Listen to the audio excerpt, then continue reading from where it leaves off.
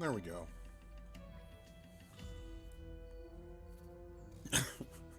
So one thing I found really funny, I was looking at my video for the last time I did this. By the way, this is Hex. I know this game actually has, like, I can play against other humans, but that's not what I'm here for at all. That I might not ever even get to that point. I'm here for the campaign that reminds me of Chandelar enough to have me keep playing this. So, but no, one thing I found really funny, and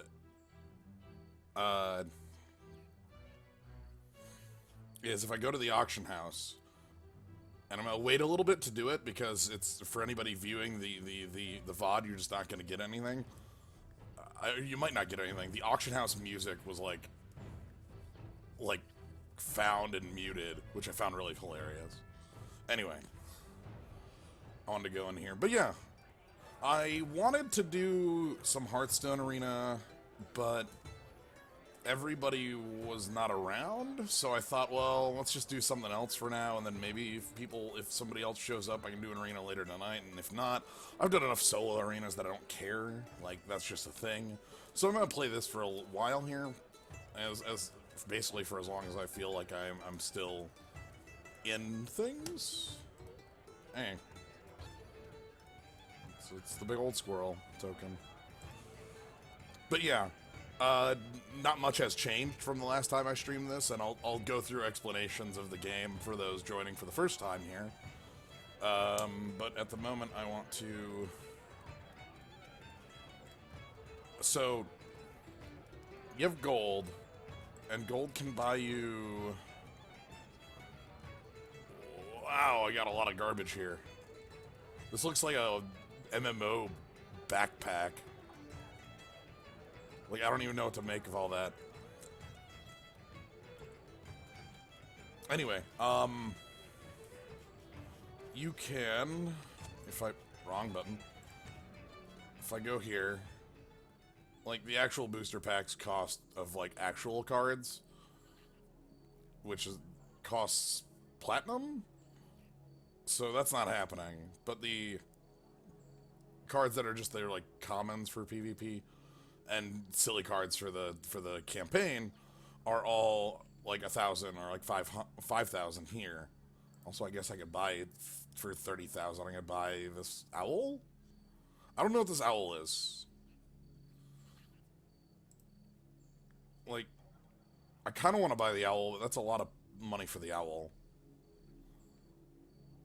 Anyway, maybe someday I'll actually reach enough money for the owl. But so the packs are like 1,000, want to change this to gold and go to packs, but as you may have seen from earlier, the packs here are actually the packs like that are in the store. Like, these are the packs worth platinum and whatever. Where you actually want to go for the packs I'm looking for, and let's go back to gold, are in the chests, not packs, even though they're labeled packs. It's weird and doesn't make a lot of sense. So I want to find something that isn't a Howling Plains pack, and... Ooh, actually, hold on. Ah, those are all buyout for 400. But yeah, this was the music that got, like, muted. This like... And then when you go to buy something, there's gonna be where is it? You'll hear it. Let's go with the Trinkle Dream pack. That'll be fine. So, listen to this. I don't know how loud the game is. You might not be able to hear it.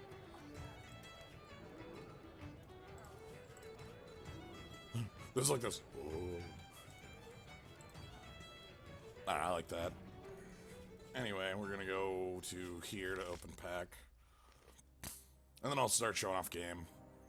Other packs. Ooh, Blood Aura.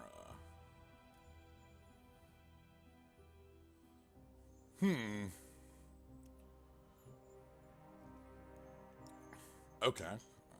Mortal Tears. Oh, that's like a Wanderer's Twig and Dream Eagle.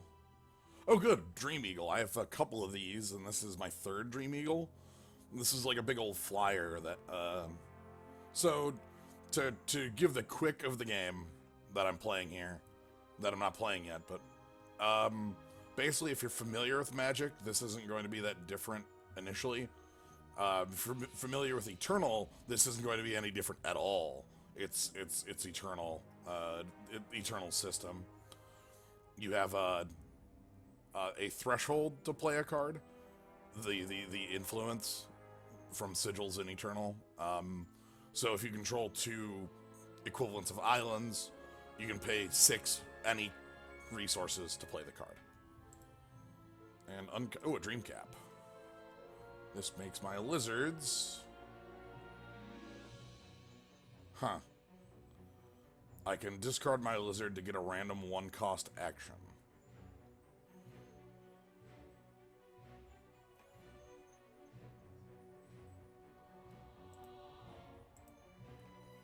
I'll try to turn things up a little bit. Anyway, let's go into the little campaign thingy, because that's where I was having the most fun with, was Murphy. Murphy, my Robo-Dwarf and Robo-Dog. Hey, President Arc.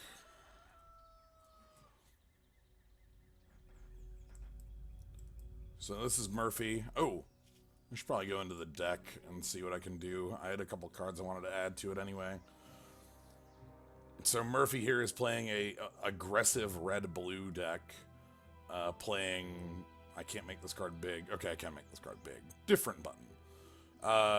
Playing some very generic, not great burn, but incredibly good motor type driver, incredibly good jet cadet, which I have the sidearm for, which makes them a 3/1.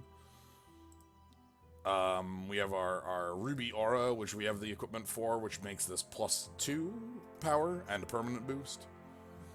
We have Terrabots, which get cheaper for every dwarf and or robot you control, and also makes your dwarfs and or robots cheaper.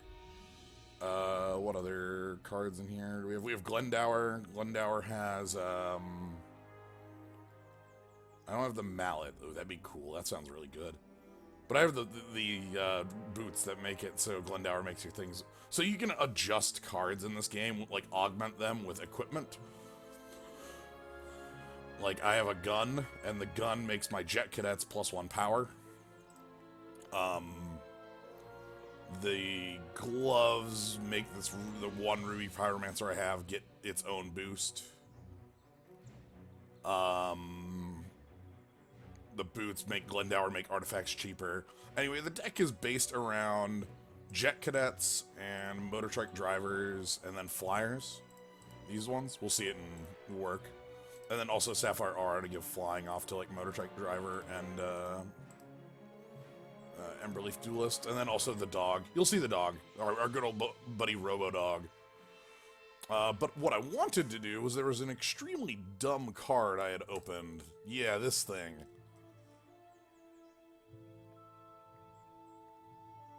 So this is a 2-mana artifact. I just want you to compare this to like what a magic card might be in power level.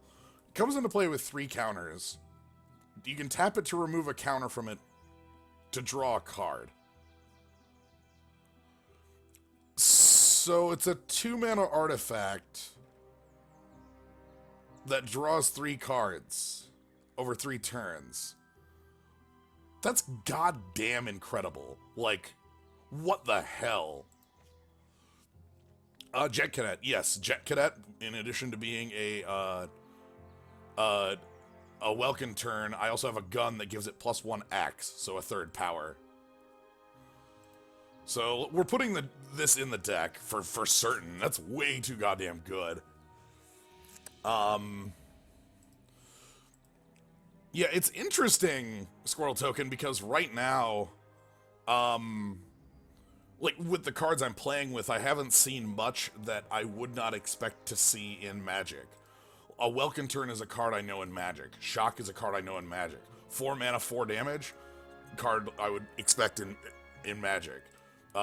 Mechanized Aerialist and Pterabot have unique cost reduction mechanics, but because you have to play towards them, it's like, okay, you get something for doing this.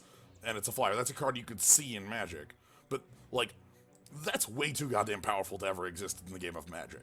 I'm not talking about, like, how it has, like, a thing that only works in digital or a random element. Just power level-wise. So far, nothing has said, this is more busted than Magic, other than, like, the Piranhas or things that, like, seem designed to be stupid. Like the Piranhas. Anyway, we're going to add in the Jack Hat, and we're going to cut out... Warbot Bunker. I don't think I actually want the War... Let's put in Adaptatron as well. So Adaptatron can gain a bunch of... It has a lot of text, but, like, can gain a bunch of different abilities and keywords based on what you want to give it. We can give it Crush, which is Trample. We can give it Steadfast, which is Vigilance. We can give it Swift Strike, which is First Strike. We can give it Skyguard, which is Reach. And we can give it Speed, which is Haste. And the 1, 2, 3, it also gains stat boosts off that. So we're going to put Adaptatron in the deck. So, we can also give it First Strike with this and Flying with this. Seems closer to Magic than Eternal is. Yeah, this is very close to Magic. Though... Again, I liken it to Chandelar because, honestly, because of the, like, the single-player elements and all these, like, weird restrictions I'm under, like 3 cards a deck, or, talent trees, which I'm waiting to get a second point to put in pet training, or, just things like that. I have Spore Spawn. So let's go ahead and do a questy thing. I need to save the deck changes, because we want to add in our really dumb Cerebral Jack Hat. I seriously can't get over, like, seeing this card and being like, excuse me? Hey, Vipris. Also, Tactfolger and Benak and Creep Gnome and Logical and all sorts of people. Alright, what was I doing? Alright, so our current quests, we have a bunch of them. We have Tame a Dust Buzzard, which I don't know where the Dust Buzzard's around at. Okay. Find and defeat the army of Myth. That's a little too much. I don't know, like, compared to all the other quests, that's a little, like, high. Find the lost gnomes of the northern desert. I think that's these. But it also could be this path here. Go to the Skithering Ridge and find the Blood Vial. Oh boy, the Blood Vial. And we need to go to the find the Ruby Mainline of the Crescent Mesa, which is us repairing a robot.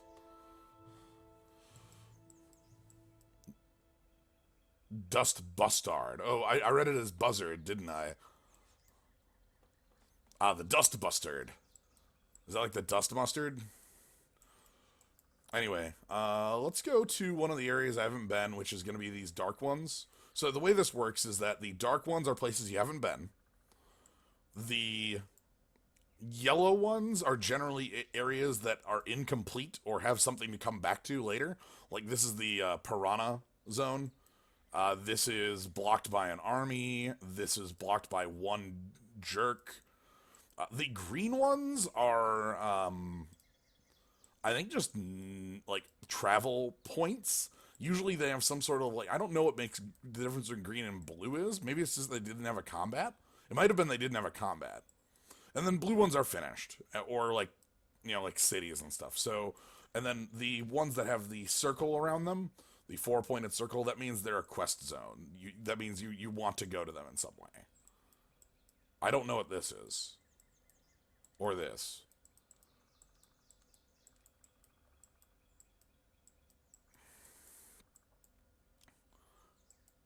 Yeah, completed, repeatable, all this stuff. I wanted to explain it more than just this, though. Because incomplete doesn't necessarily mean like you can go there and finish it. It sometimes means you have to come back later. So let's go to this traveling camp. What you want? Any gnome cartographers come through your camp? Yeah, okay. You're not as friendly as our other friends we've seen.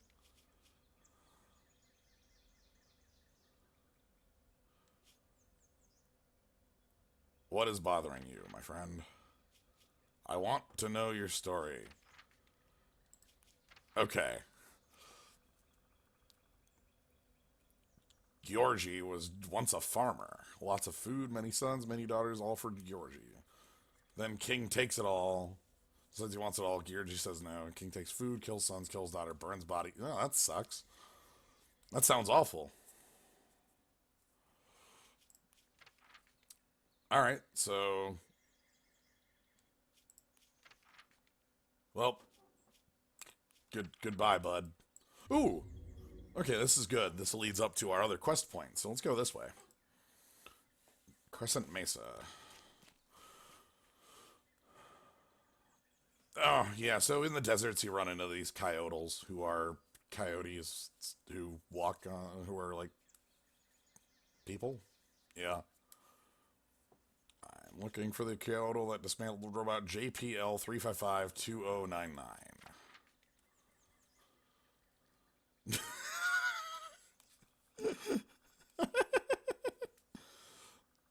I feel the influence of the planetary bodies above us, the primals of the star. Oh, so there was a quest I did that, like... I've done a couple quests since the last stream. I haven't done everything on stream. I'm going to call this person a lunatic in the actual meaning of the word, with the lunal meaning of it.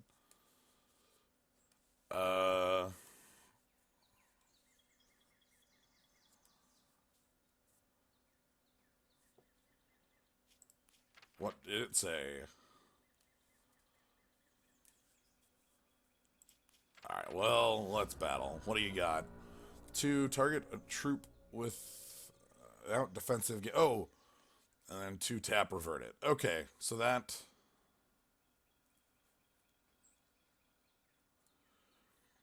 Okay. That's good, that's good. So that means they can just make things into defenders, and I can spend 2 mana to revert the change.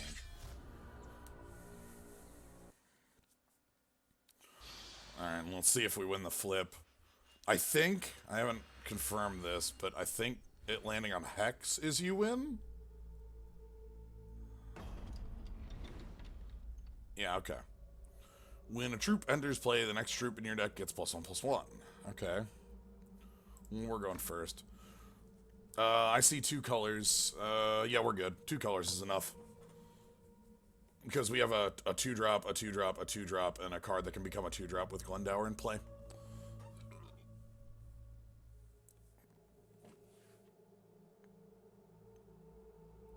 Okay, so to quick talk about differences between Magic and this game, your resources give you both mana and with a 1/1, and also an influence, but also gain a charge, which is used for like cool abilities.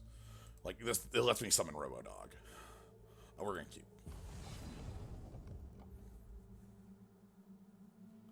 So let's go ahead and having both colors here is really good. I'll get to play Glendower on 2, and Glendower will be nice for letting me play Armatron on 3, or Ruby Aura if it comes to that.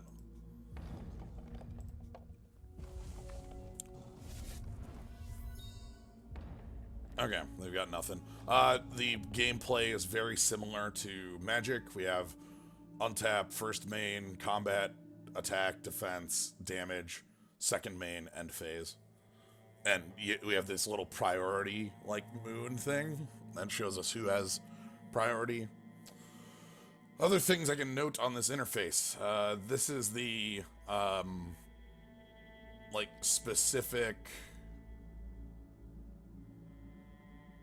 like every like versus another player or another like enemy thing generally has like a terrain effect for the area. I have a piece of armor, which is just I have damage prevention 1 every turn. So let me show off the way mana works. Mana works just as normal. Like, so I have 1 threshold for Ruby and Sapphire, so I can play this card that requires 1 Ruby and 1 Sapphire, Glendower, who has the boots. Which, the reason I did that is because that lets me play, my Rousedower here lets me play, artifacts cost 1 less. So, I can play Armatron next turn. But, I've spent all my mana, but I still have 2 charges. And my basic ability for being a smith person, a ranger, a dwarf ranger, is that I can summon Robodog. At every 2 charges, I can either summon Robodog or pulse 1 Robodog. So, here's Robodog. I've given him an upgrade that gives him a 3rd point of defense. He used to be a 1-2.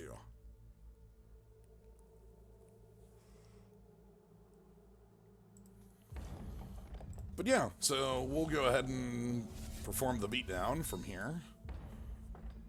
Looks like transform this into a soothing breeze and put it in your hand. Oh. So it's a 2-mana 1/3 that gains 7 life, sort of on death? It's pretty nifty.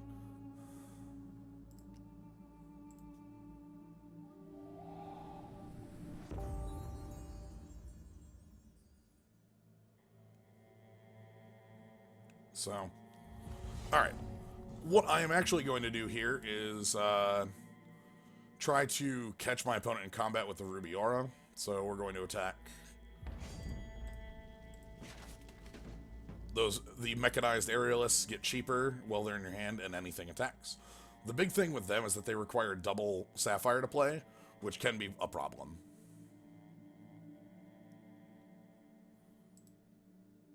So, we'll go to blockers. I could Ruby Aura to beat this, but I actually want to play a Jet Cadet.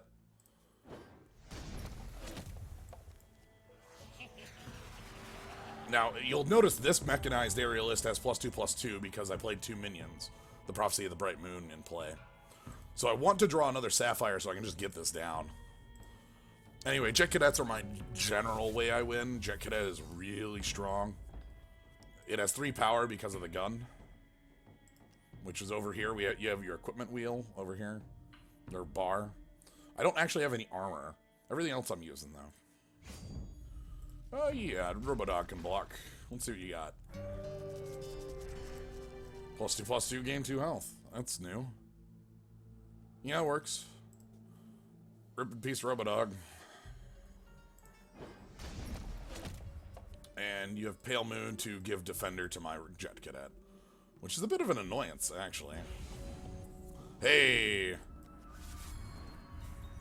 So I can't attack with, I can attack with Glendower, and that'll let this go down to 3, and then I could play Mechanized Aerialist, which I think is probably going to be my line here.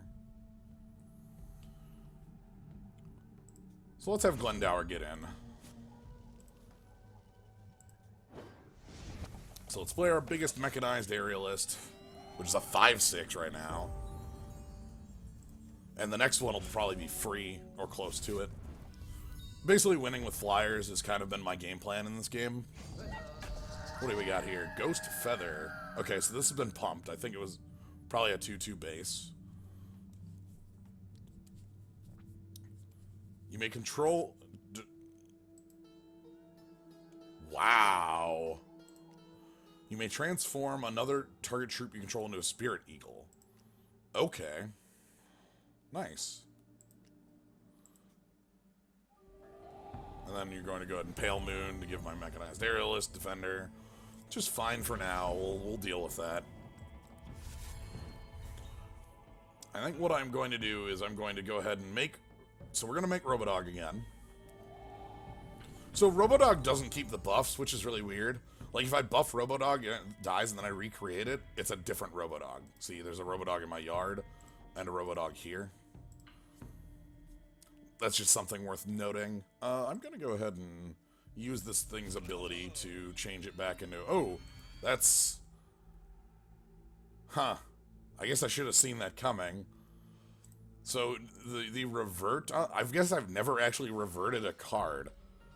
It's like a full silence, or a full, like, bringing it back to whatever its text was. Bit of an annoyance, eh?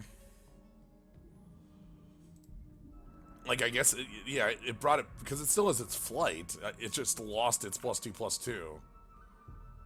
That sucks. That was not what I expected to happen.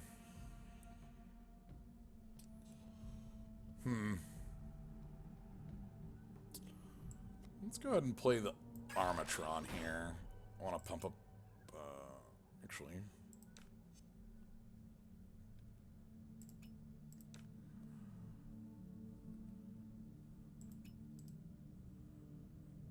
So, here's a weird thing. Armatron says another target robot you control gets +1/+1, which you would assume is artifact creature, but it's actually not. It's actually a type line.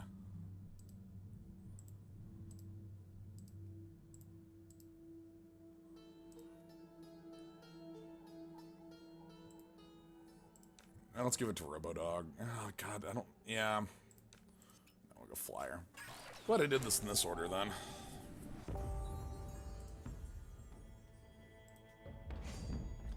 So, no attacks, because Glendower can't really make it through there. You are getting blocked by Armatron and Glendower here, and we'll see what tricks you got up your sleeve. Nothing, okay. Caravan Scout. You can see opposing underground troops? What the hell does that mean? Oh, and then it's got the Spirit Eagle thing. Okay. They chose not to? Oh, okay, they chose not to.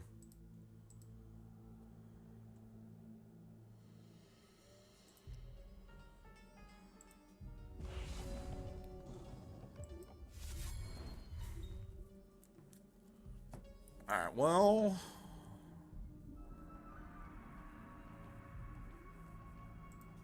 we're attacking with the mechanized aerialist.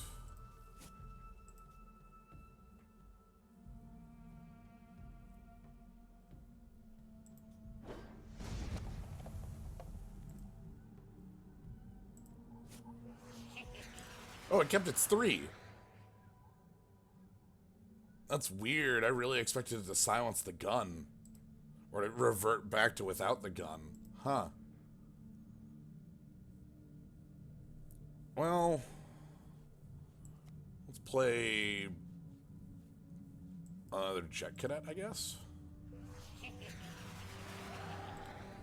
Yeah, another Jet Cadet. Well, it's not revert to just stats. I think it's revert to whatever the hell the card was when you play. Well, not when you played it though. That's the wrong way to word it. Revert it back to like what the card is in your hand. It's not even when it's in your hand because that can change. I don't have a good word for this.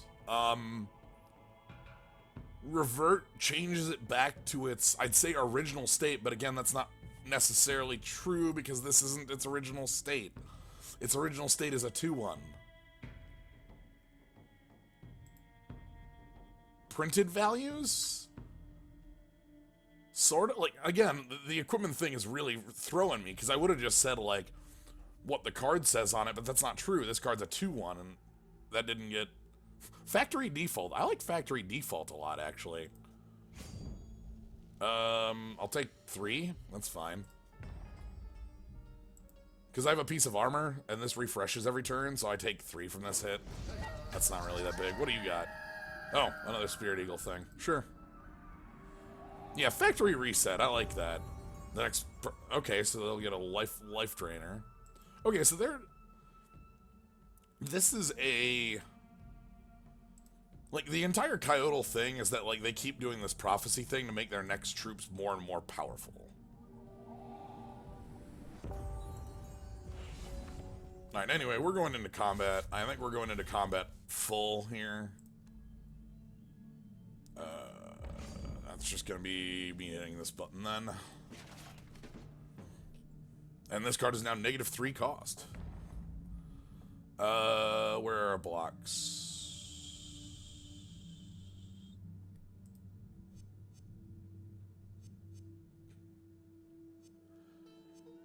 Now, I can't win here. This is 10, plus 3 is 13, so... Let's go...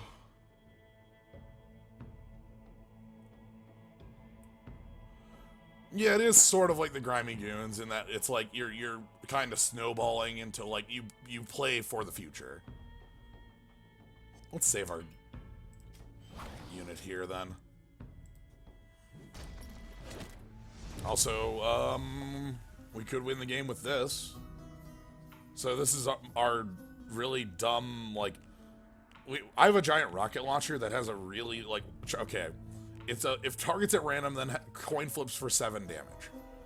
But there's no fanfare to this at all. I'm going to touch this, and nothing is going to show up. It's really weird, and I don't like it. That was a rocket. I fired a giant rocket launcher, and it had no fanfare, and I just kind of like, and then this card went into the... Like, I'm used to, like, Hearthstone, where a big old thing happens when a fireball shows up, you know?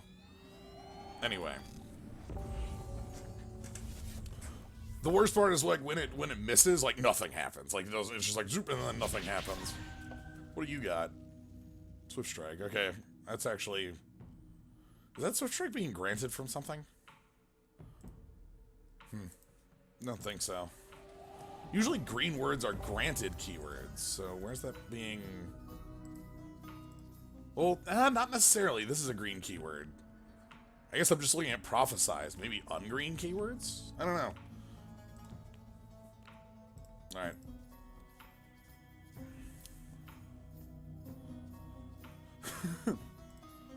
Yeah, I'm still working on some setup for a Pokemon TCG stream. That's... Basically, I need to get myself a playset of Decidueyes before I'm ready to stream it. That's the only thing I'm missing at this point, is a playset of Decidueye GX. But the trick is that Decidueye GX is a pretty expensive card, so it's not going to be the quickest thing to get to. Anyway, let's crush our opponent. And then the board disappears and it is over. Rowlet is still the best, so I want to show off a deck around Rowlet is the reason I want it. Those 4 Decidueyes.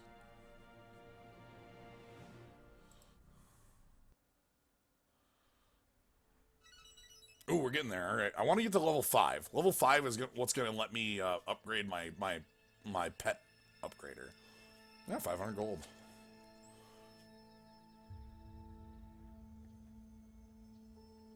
Will you remake the Dudley Wraithwood in a canopy of fresh scented flower? I'm leaving. Yeah, Zombo, that's true. God. Hex managed to have legible green text on cards. You're right, that's incredibly impressive after Everybody Poka.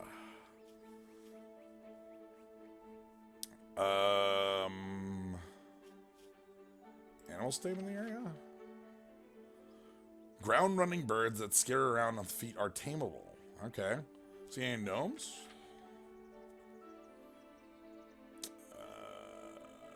Head north into the deep desert. Any spare robot parts? You don't know what a robot would look like if I tripped over. Okay.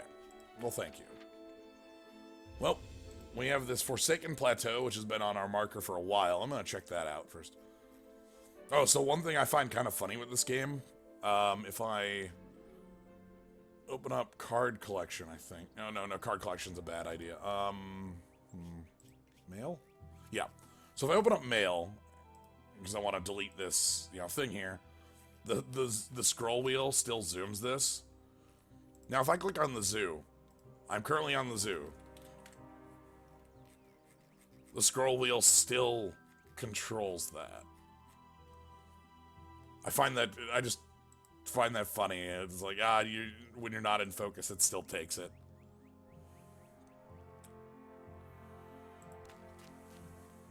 Alright. Climb over plateau. There is no breeze. Why am I staring? Oh dear, then the sun splits into 4 smaller balls of light and float around me in a... Something weird is happening.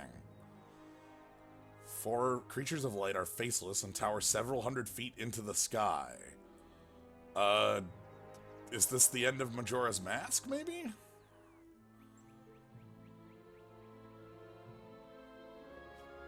Pack of ghostly canine beasts quietly trot up behind you. They appear wolves or coyotes, but made of smoke. They ignore you, focusing on the creatures of light. 2 of the light beings begin to glow fiery red and lash out at each other. 1 rises in the air. Okay, they're having a cool fight we don't get to see, we just get to read about.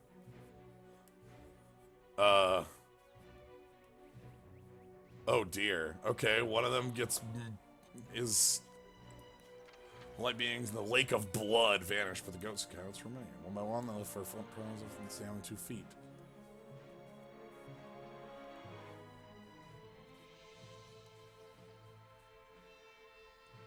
A tiny wait, so like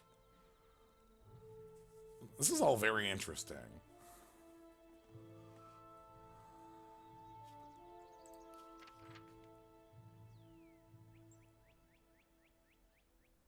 Storm clouds from the sky.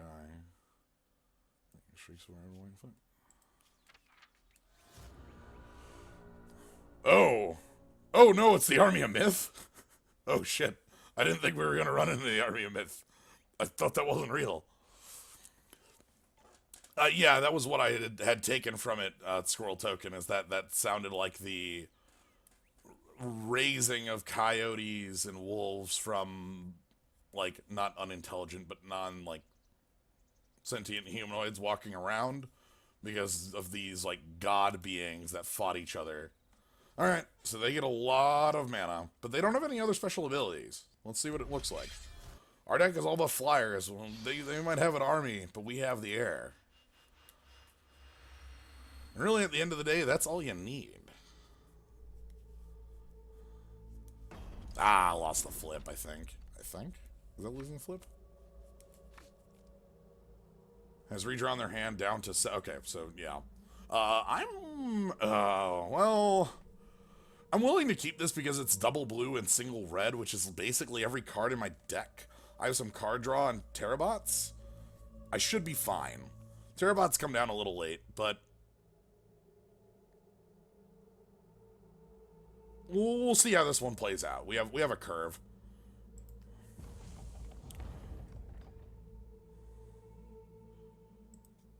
Oh dear, are they not playing lands?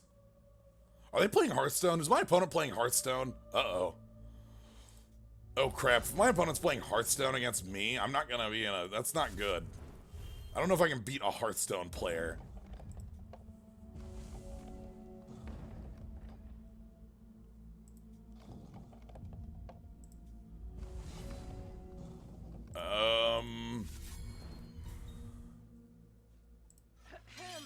Yeah, I get the feeling that they're playing Hearthstone and I am not playing Hearthstone, so this will be interesting.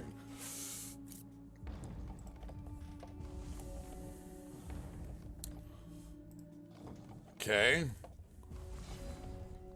Ooh, Jet Cadet. That is necessary as all hell to not, like, to rush down my opponent here.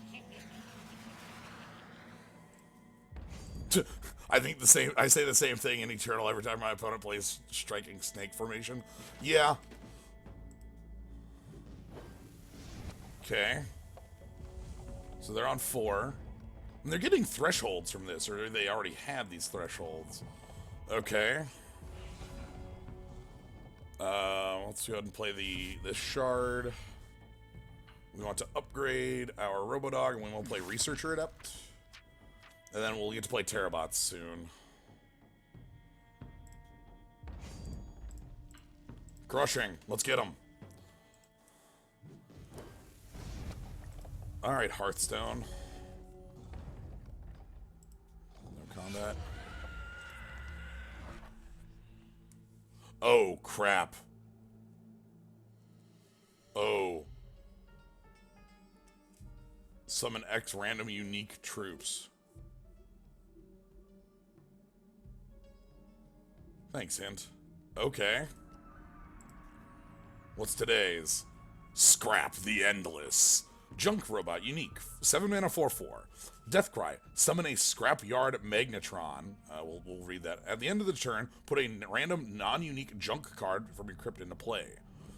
The Scrapyard Magnetron is a... Come into play, put all Scrapyard Dynamos from your crypt into your hand. And summon a Scrapyard Bruiser on Deathcry, which on Deathcry summons a Scrapyard Dynamo. Yo, okay. So, this dies becomes a 3/3. When it dies becomes a 2/2. Dies becomes a 1/1. And also in there, the 3/3 just picks up all the 1/1s. That... Yikes. That sounds like a fun as hell deck.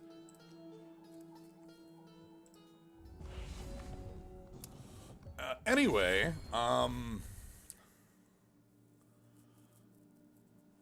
let's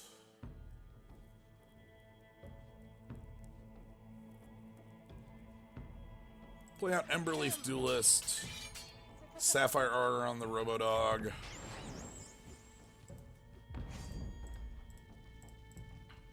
And we'll crush in with everything because I want to get through with this extra damage. Next turn I can play Terabot, and that'll be fine. Could have played 2 Terabots if I wouldn't have let that dwarf die, but that's okay. Army of Myth for 1. Oh crap, that flies. Oh no. Yakuzan. Lethal, life drain, flight. At the start of your turn, put a random troop from your crypt and each troop with the same name from your crypt into play. Hell.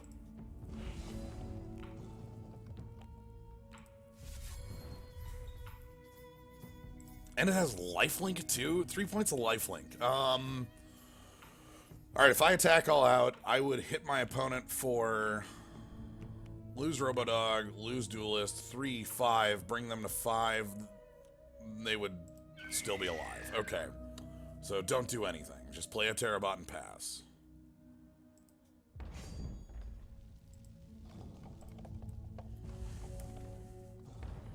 And they're going to play an Army of Myth, which is going to summon 2 things. Yep.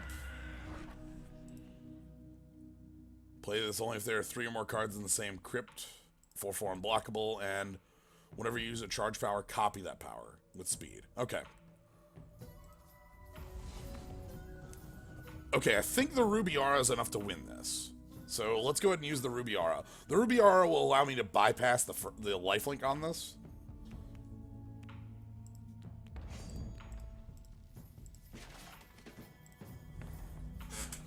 So, Ruby Aura, we make Robodog the best dog. And then our opponent goes to 1, and we throw a hammer.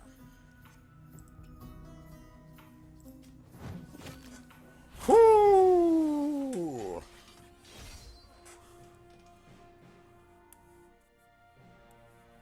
Thanks, Robodog. Okay, I like our opponent playing Hearthstone. That's cool as hell. Once I realized what was going on there, it's like, wait a minute.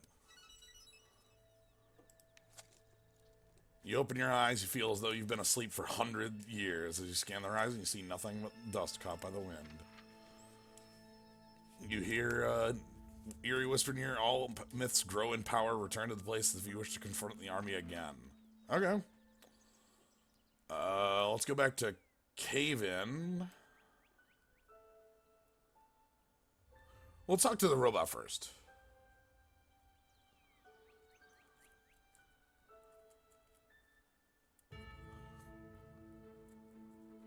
Yeah, that was definitely like a...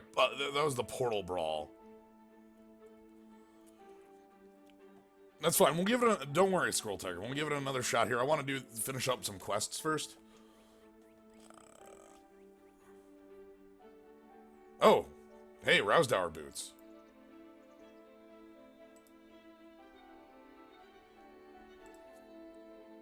Thank you, the Fat Swordsman, for Rousdower boots. Alright, let's go back here. We'll talk to the robot. Then we'll go back to Cave-In. We'll finish up the quest. Then we'll go back and re-challenge the Army of Myth.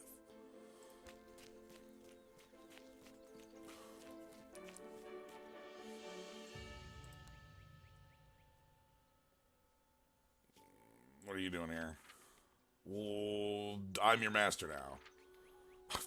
Damn it. Okay, fine. Unable to access memory. Pathway is long denied. I'm learning. Expected. Give me time to think. Will you search for the missing piece? Got it. Sure. So we are looking for the... Find the regulator in Skyle Tapui. Up here? Yeah, alright. So let's go to Cave-In.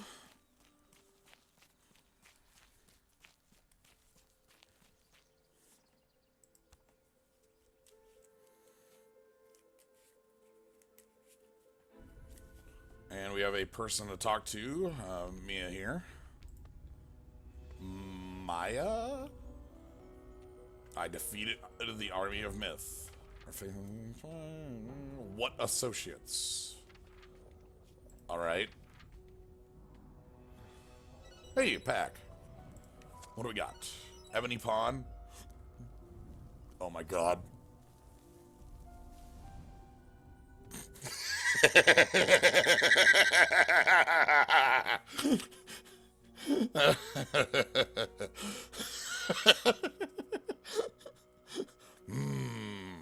Strong move.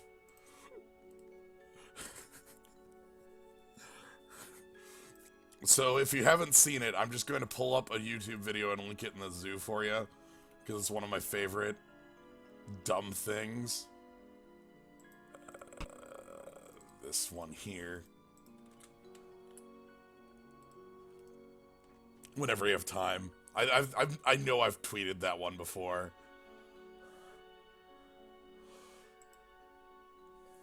Sapper's Charge. 1 mana rock, 2 mana sack this, deal 2 damage. Oh, it's Aeliopile. Yeah, Zomboice, I haven't run into a thing where there's an each, but a lot of cards say each, so... Not only is the tunnel ringed with explosives, but the explosives are rigged with other explosives. Damn. So yeah, this is Aeliopile, basically. An Ankylosaurus. So what I've figured out is that these two cards here, this one and this one, are like commons from any set? I don't know if it's any set. It might depend on the pack I get. That can be used in PvP against other players. This card is a fake card that exists. Well, not fake. I say fake, but this is the game mode I think of as real. So, these ones are like the PvP ones, or the PvE ones. So yeah, Crush, when it attacks a +1/+1 in one shot, it has a fight. So. Vandal Blast Bracers. Okay, my Vandalize becomes on top. And Larch Leech. Larch Leech. Larch Leash. Larch Leash. Say that 5 times fast. You'll fall over and like this tree. You'll fall over. Oh, you can discard it to create. Okay, so you can discard it for a mana, and then if you give it the leash, it has a chance to come back when you try to do that. Okay, that's nifty. Especially on like a 6 mana 4/6. If you're not at like 6, it's a lot better to upgrade it. Well, thank you. Oh, we got another quest here. Hey, Wyatt. How's it going? Yeah, that was totally me. I'm pretty much hero of our people now. Weird elves at Crayburn? Yeah, Humans be spent centuries after... Look out! Boulder, okay. Buying me a few dozen drinks. Alright, where are these nuisances? Fort Romore. Necrotic regarding the fort were driven out by the humans. So, fort's being... Okay, wounded. Okay, so we have a kind of janky fort that we can go take care of. Beyond the massed army, east of Oberon. Alright. Before the humans arrive, so is that actually a time pressure?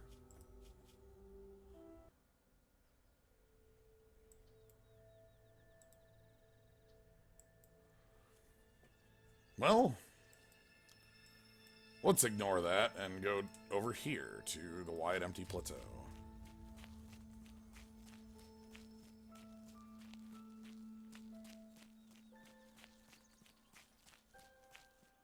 Hey. Do you wish to battle the army again? Yes, fight level 1 army. I'm ready for a greater challenge. Fight a higher level army of myth. Oh, okay. I'm gonna start with 1. Okay, I can start with a turn advantage.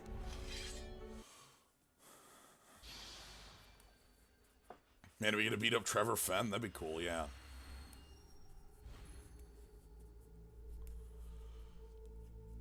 This is definitely a tavern brawl. Alright. I like to go first.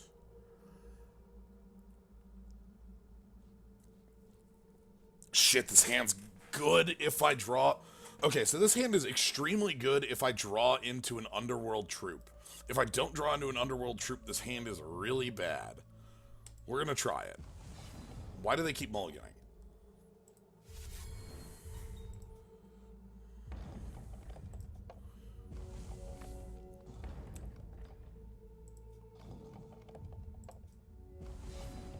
That's not an underworld troop.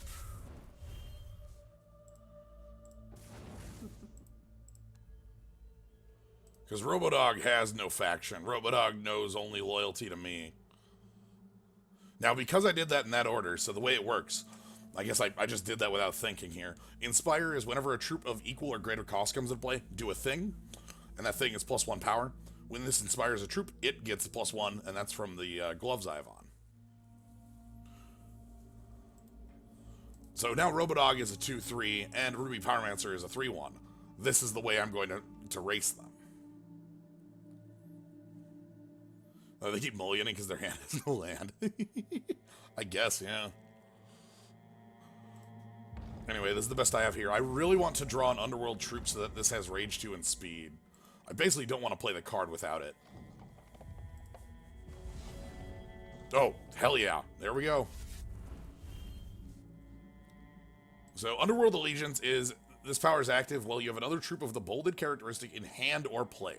And Underworld is this faction, so... Because I have two of them, they care about each other. So this one gets Rage 2 and Speed, Ruby Pyromancer does its thing, and now we move to combat?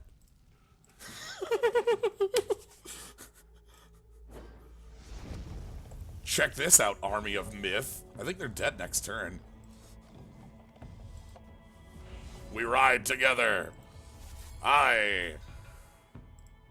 Pump Dog. Motor Truck Driver. Combat.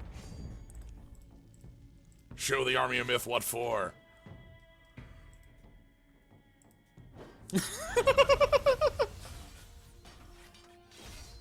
That probably could have beat Army 2 or Army 3, to be entirely honest with you. That was an extremely fast start.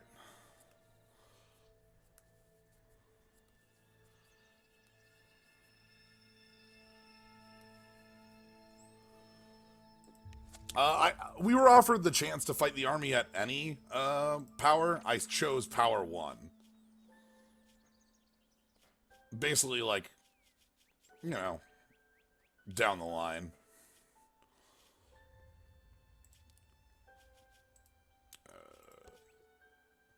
Oh, I can't leave that menu. Oh boy.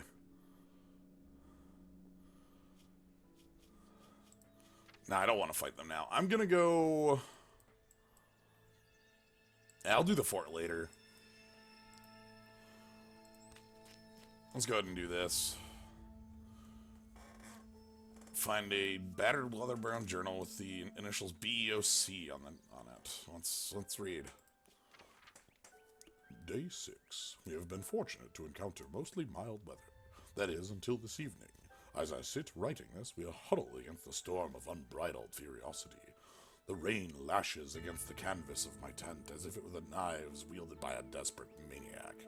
We are planning our push north to the flattest, most perilous portion of the desert at daybreak. If the storm manages to peter out before morning, then we shall hold to that schedule. I have heard tales of the Coyote that can control the weather. Storm callers, I believe they are called. Did one of them call down this monsoon upon us as punishment for some perceived slight? I didn't take them to be a particularly vindictive people, or perhaps the storm is a means of trying to scare us away from making the journey north. Well, little do they know that we are cartographers. We traverse this world from one end to the other and have seen all manner of beauty and horror. We don't scare easily. Every so often, I sense the ground shift under me. Perhaps I am feeling the thunder from the storm vibrating the loose sand beneath my tent, but I'm not so sure. Sometimes I feel as there is something slithering through the soil beneath us. Something unfathomably large. Okay. Is there a sandworm? Is it a sandworm? Alright. Endless flat desert. Well...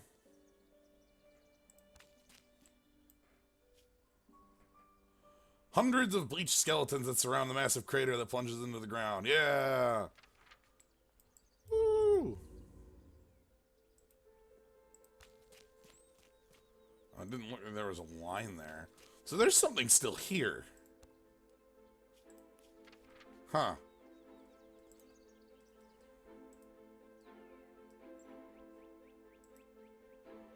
Well, let's keep heading north into the deepest desert. According to the map Vincent gave you, this is important. Thousands of them. Yeah, we definitely found Skull Step Steep. Alright. So let me talk about deserts in video games. Someday... Actually, that's not true. I don't know if I'll ever play Breath of Fire 3 on stream at any point, but, there's a lot of desert travel near the end of that game, and it's just what I think of when I think of... Oh, hey, Herbert! By Jove, it is good to see an unfamiliar face. Hey, I found your journal. Yes, indeed I am. Forgive the hesitation, but I and my team have been trapped here so long, staring at nothing but sand, I briefly forgot my own name. And you have my observation book? Were you sent here by Aurora to save herself to save us? Nah, Vincent sent me. Alright. I just crossed the desert. Everything's cool.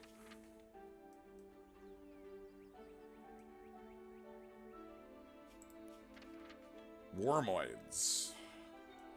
Alright, it is sandworms. Okay. A giant slice of pizza.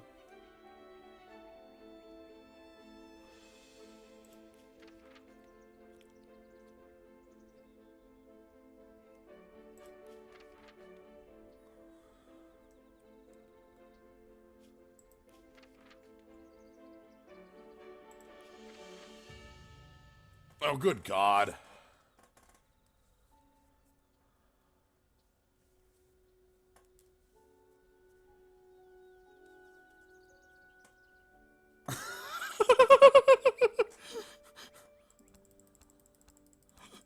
What?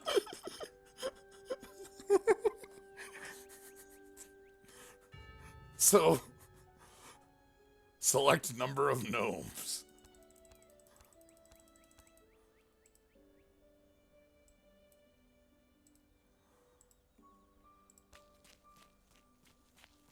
So if I just travel without gnomes, I'm good.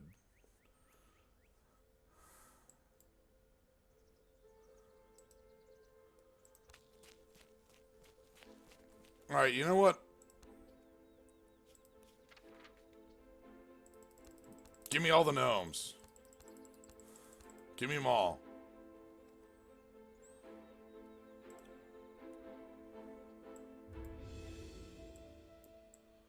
Okay, so the way this works, it looks like, is that we have, like, easy, medium, hard, and difficulty. Like, left, the right, left, and center, but there's number of encounters. So...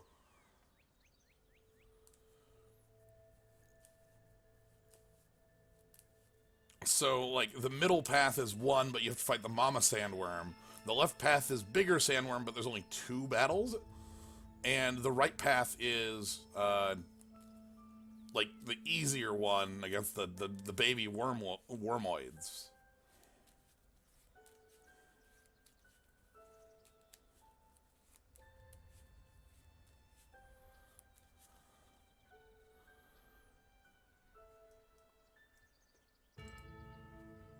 The scorching heart of the desert. Hey. A lot of text you got there. Choose one at random. Create a wormling. Choose one at random. Create a wormoid and put it underground. Create a fire-breathing wormoid and put it underground. Create a wormoid grub and put it underground. Create a wormoid hydra and put it underground. 5 times. Then transform into the tunneling wormoid queen. Then trigger encounter conversation 8C3F558-6AF1-4CDE/B60C-957EEA3CD3D8. Okay.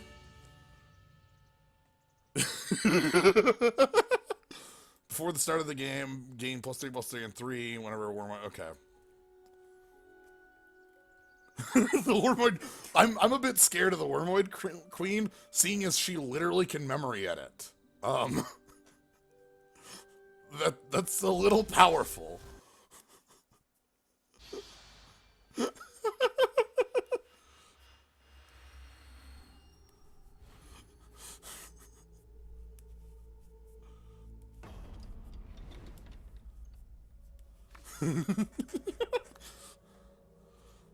Alright, what a lost gnome.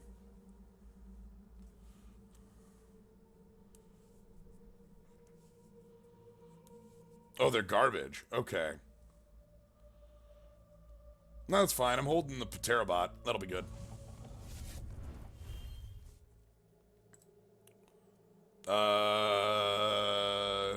Sure, a morph. Sure, another morph.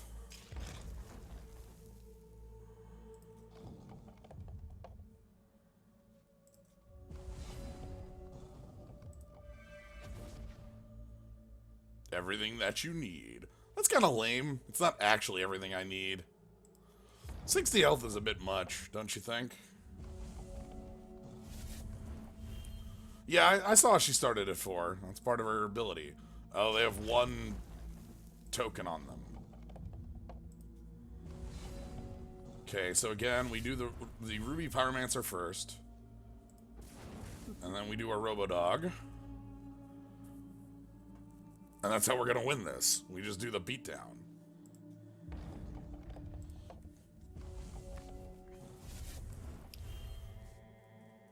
Okay. Another morph.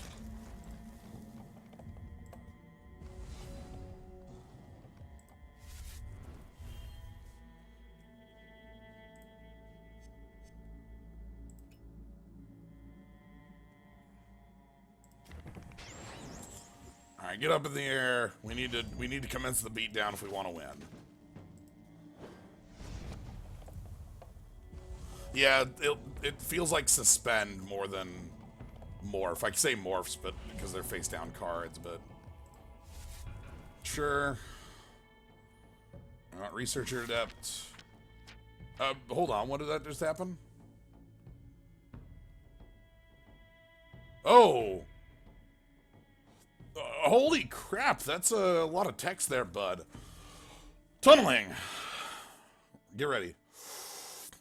You can tunnel this card by paying its tunneling cost anytime you play basic action. Tunneling in this card puts it underground. An underground card remains hidden from your opponent until it surfaces. Underground card now be affected by cards that affect cards in play. At the start of the turn, each underground card with tunneling gets a tunneling counter. At the end of an underground card surfaces when a number of tunneling counters is greater than or equal to its tunneling number. When an underground surfaces, play for free immediately and gets spirit until end of turn.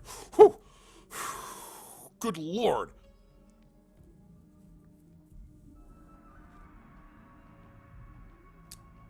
So it's suspend.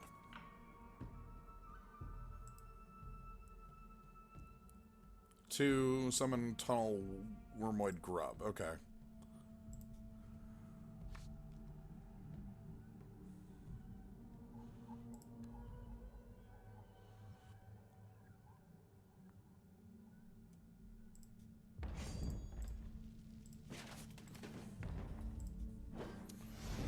Look, I'm the beatdown here. Suspend gives him haste. Wormoid.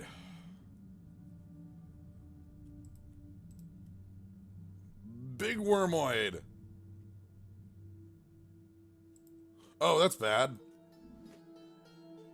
Oh, thankfully they did that in the wrong order.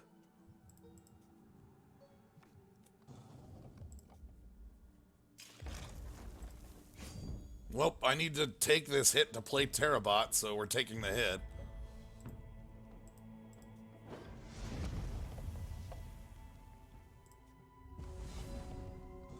Hey, Glendower. Glendower's actually free to play here. So Glendower will reduce the cost of Terabot by 2 because it'll reduce the cost of Terabot by 1 by being a dwarf and 1 by being a by its effect. So Glendower is free to play. And Terabot. Commence the crushing.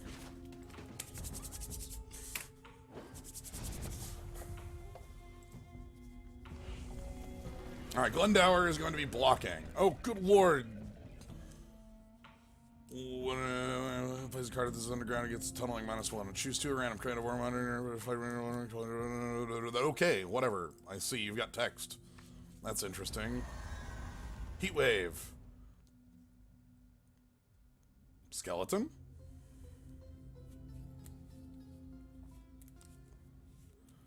Skeleton.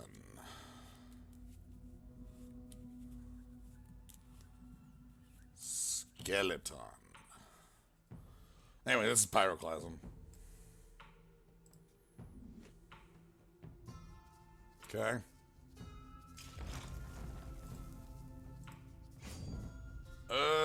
Yeah, that's my life total. That looks a lot like my life total.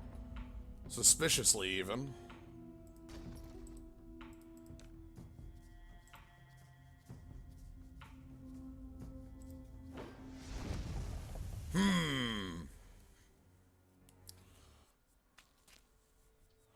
Well, let's go ahead and try, this side here. Put a random Wormoid from your deck on the ground. Wormoid on display does 1 damage. Okay.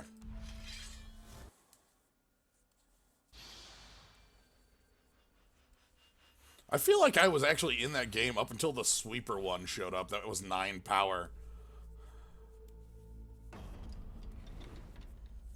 Yeah, let's go first. Keep hand. This doesn't have any of the silly, jokey ones that don't do anything in it. The Lost Gnomes. Hopefully we can just get away with not drawing any of them.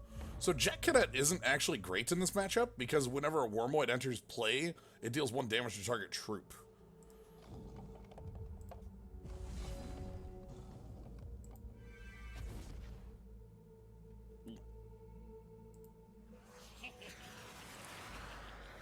So I'm gonna try to play it anyway to get damage in quick, but we might see it just explode.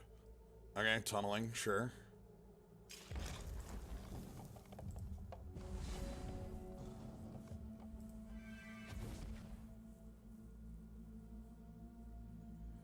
Yeah, we didn't even get to see encounter conversation 3126432464A.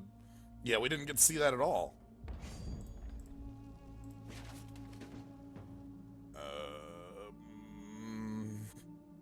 Yeah, it's fine. I'll play Spam Bot. I play the Spam Bots in the deck because having metal matters. I think it would be a challenge just to survive to see it played, you know? Oh, owned by 0, cost 1 damage, Moonfire. Ah, well. So the Researcher is the... honestly, the Spam Bots are going to be the next card to go. Hey, Glensdower. Rousedower's here.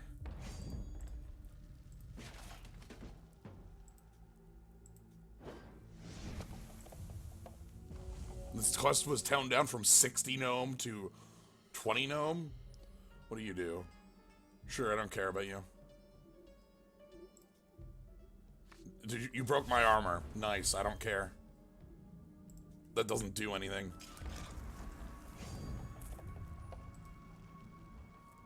Okay. Sure.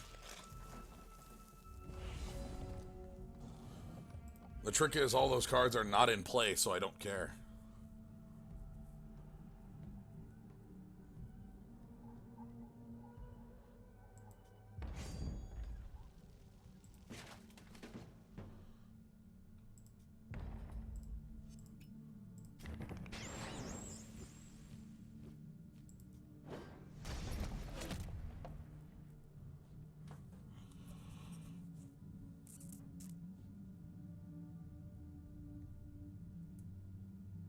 Right. And then pass along. We have Robodog in the air, so we're good. 3 damage, target troop if it... Okay. I don't think Glendower is actually the troop you want to target there, but sure, whatever. It's fine by me. Whatever lets me pump Robodog more. So I don't actually want to play the Emberfield Duelist because it'll die to the first worm that pops up. And it'll make the worms pop up quicker. So I'm not even going to play it. I'm not going to do anything.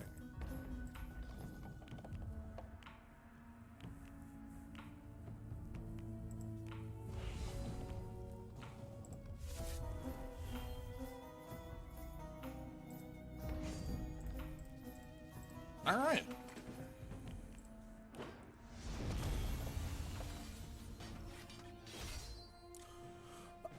Metronome, I like that there's a choice here. Like there's a left, right, and like that there's sort of a difficulty choice in the sense of like, you know, left, right, or left, right, and center.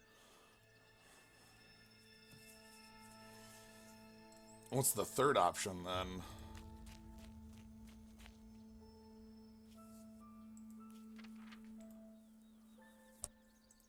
I don't know. Let's find out. To like medium difficulty. Let's just see let's see what the final one is. Target troop gets this deals. Oh, it's probably the same deck, but with a more powerful. Yo, this is a much more powerful ability. So troops get double damage and rage 1. Yeah, I can see this one.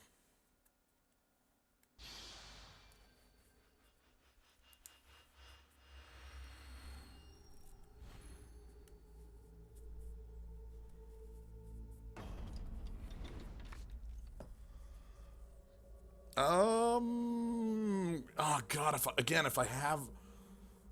if I actually had the mortar trike driver, I would. Let's try it. Let's just see. Let's just see where it goes.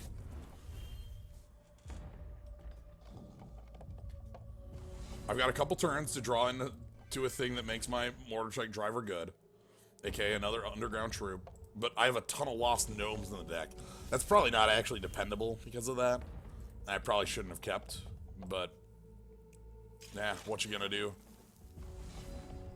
Ooh, Spore Spawn's here. Hell yeah. How you doing, Spore Spawn? And I'm gonna play the Lost Gnome. Well, playing the Lost Gnome could be bad. Let's play the Lost Gnome.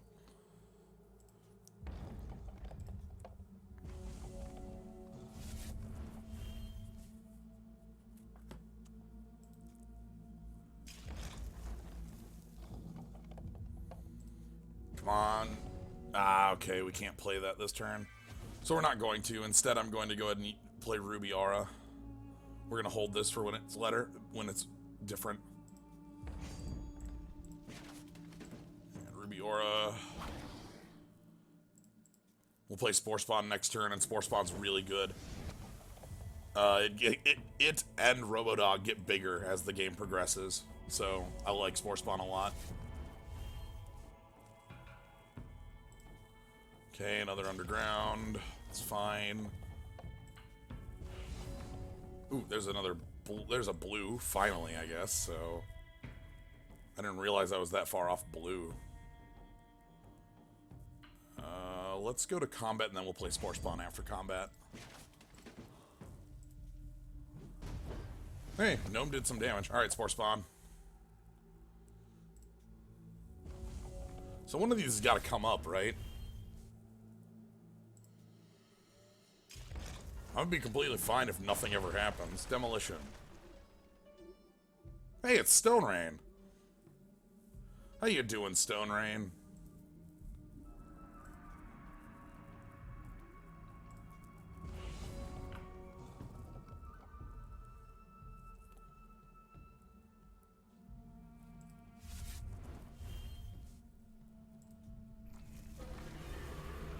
Excuse me? Oh, plays a card. Yo, didn't realize that any card would have a... Shit, I did not realize that any card was on that. Whoops. Oh, well.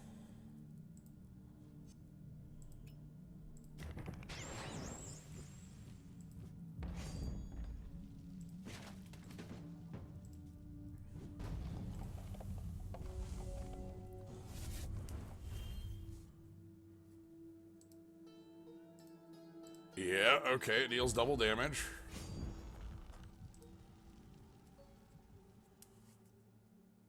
$13, huh?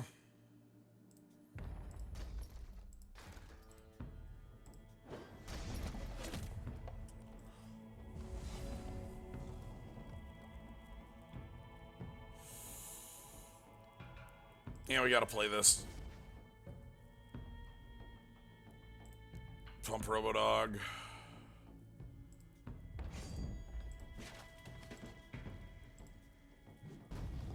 Play a motorcycle driver as a blocker. Don't care. That's fine. I just need to chump block this because it doesn't have crush, and then Robodog will win next turn with Blazing Hammer backing it up.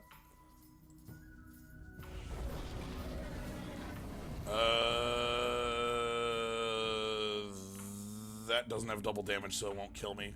Oh, but that will. Shit. Right, because it dealt 3 damage. We're gonna die.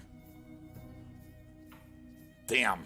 Because if I had a chump blocker, I would take 20, go to 1, and then win back on this turn. Yeah, I'd go to 1 here, and then I would be able to win with Robodog's attack and Blazing Hammer to the face. Nuts, that was close. That was my mistake for not realizing that this was any card. If I had done combat then done that, we would have done, I didn't play the gnome because I didn't want to make this go faster. Like, playing the gnome only harms me.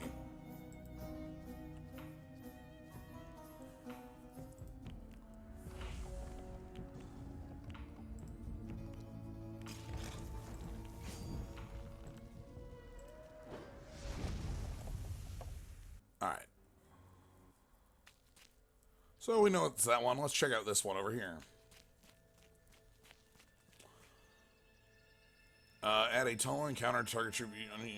Whenever a Warmind enters, just play burning counter on each opposing champion. I don't know what a burning counter is.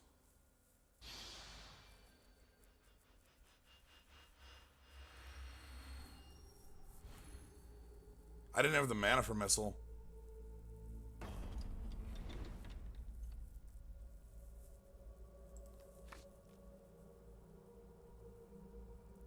Yo, this hand sucks.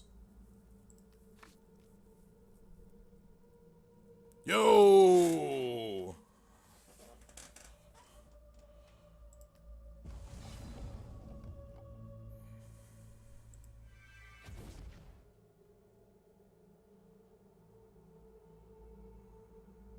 Got the Cerebral Jack. Good lord, that card's dumb. Alright.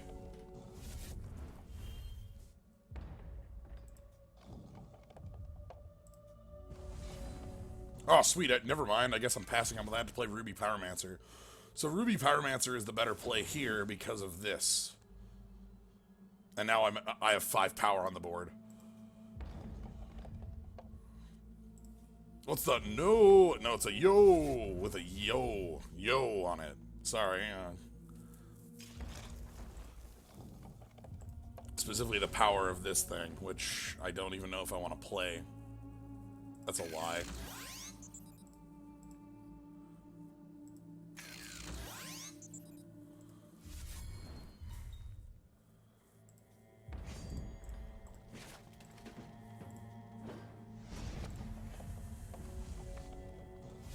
The card's incredible.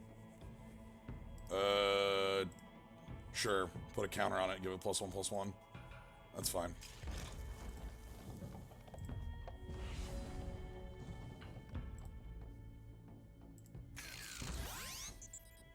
Alright, I kind of want to play the Motor Trike Driver here.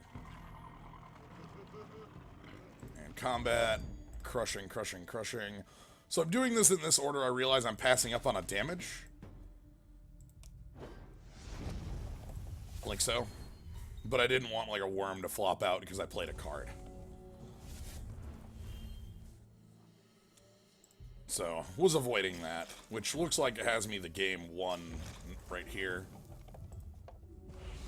So we go ahead and upgrade our dog and just attack our opponent for lethal. 6, 3, 4.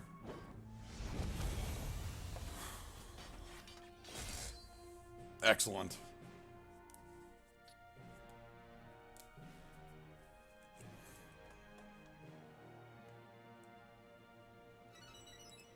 Alright, let's go ahead and take our final one this way. 5. Troops you control are +1/+1. Underground troops is +2/+2. 3 if you have no... Ooh. Okay, so I need to win this one quick, because a bunch of worms are going to show up underground. On triple land. That's fine.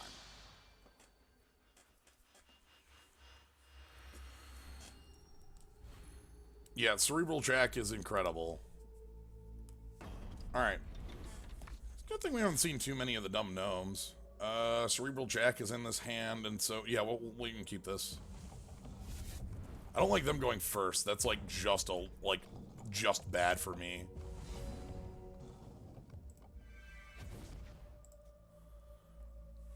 The weird thing is I'm actually going to pass up on the Cerebral Jack. On 2, because I need to be aggressive here.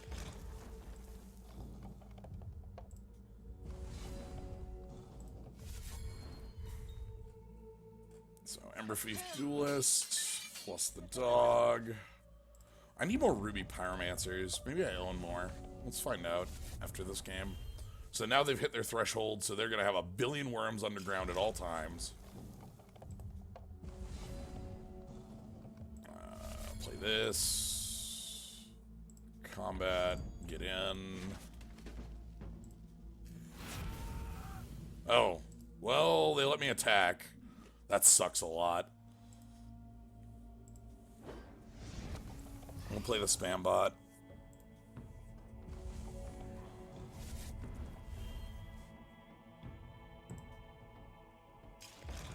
Okay.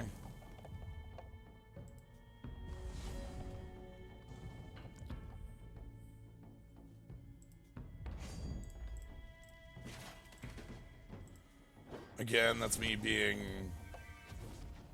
very worried about some giant worm just appearing on me. Need the Jack hat. Draw a card, please. Oh, he has no other troops tunneled. Oh, I thought it was just every turn, and I was like, oh, this game's just the worst. Sure, this one sucks and doesn't do anything. That's a lot less bad than I thought it was. Yeah, I don't care about that at all. Empower. When the sand is in your hand, 0, transform into empowered burning tendrils, doubling all starting numbers on this text box, then double the card's cost, power, and so this is its basic form, right? Like, this is unpowered, or is this powered by 1? Well, it can't be powered by 1, it wouldn't round up to 3, so you could double it to 6, 2 to the 4? Okay. Well, you killed literally the thing I don't care about in play, so that's good. Can I draw a card, please? Thank you.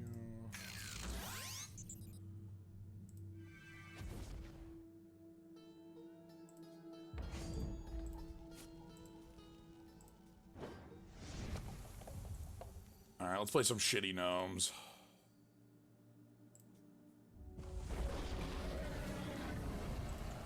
Oh, son of a...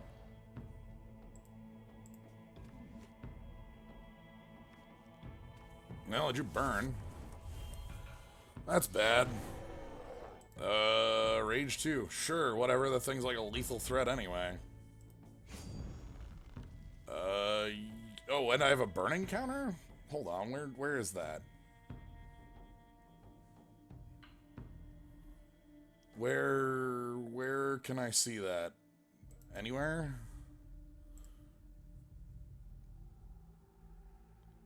Oh, no, okay, I don't have a... This isn't a burn... Okay, this isn't like a burning counter, it's just I'm taking damage. Okay.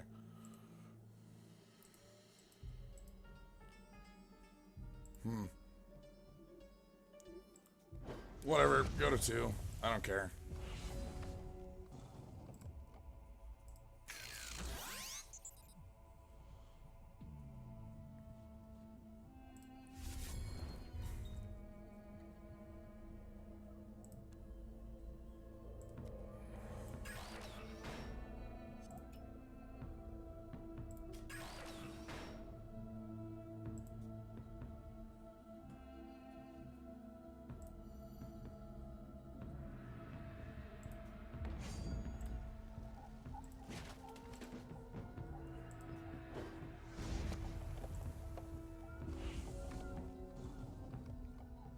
Okay.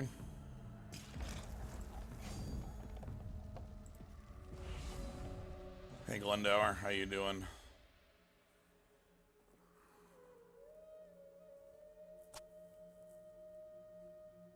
Fire. Okay, it doesn't do anything. Well, that happens.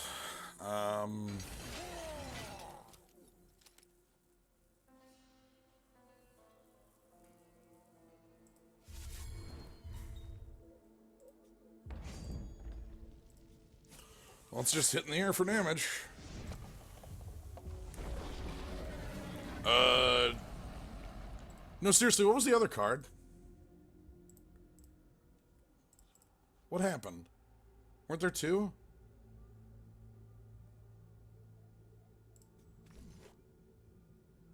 And that's the game right there. Okay.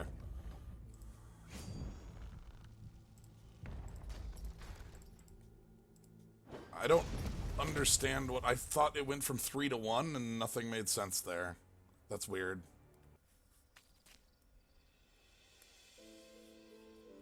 Huh.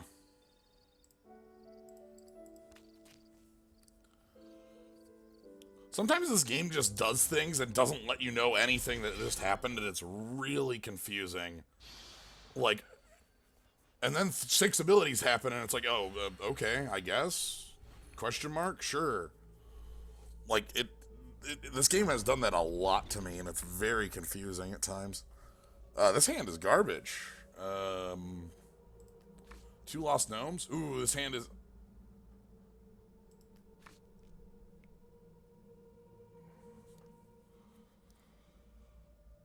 No, it's not confusing because it's a bit much. It's confusing because I don't get to see what happened. It's like, and then a thing goes to the graveyard, 2 things die, and then a card flips over. I'm like, what happened? This hand is... I'm just gonna... Hold on, I actually want to do a... Yeah, this thing needs, like, a replay or something that, like Eternal and Hearthstone both have. Like, so I can actually tell what the hell happens at times. Alright, what I actually want to do is... I kind of want the spam bots out of the deck. I don't think they do anything for me because of my dog. The thing is, I want metal on 2. Let's see what I have for... Do I own any more pyromancers?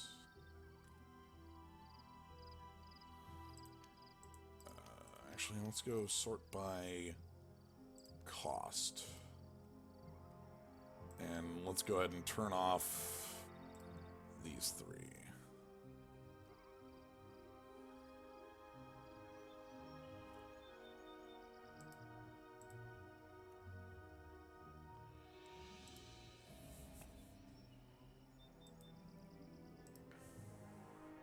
Three, 1, no text. Thunderbird, maybe? Thunderbird might be fine.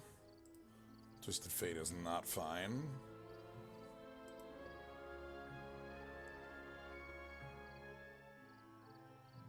When did I get this card?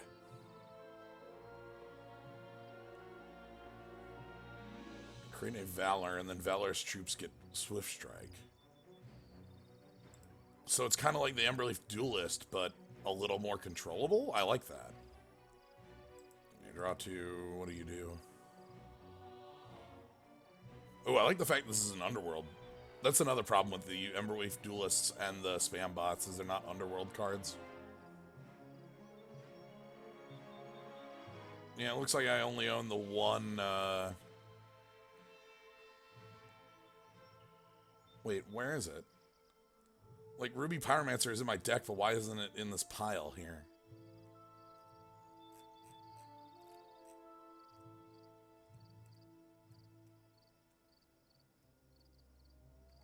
Oh, is it just that it's in my deck, therefore I don't get to see it? I'm gonna just assume that?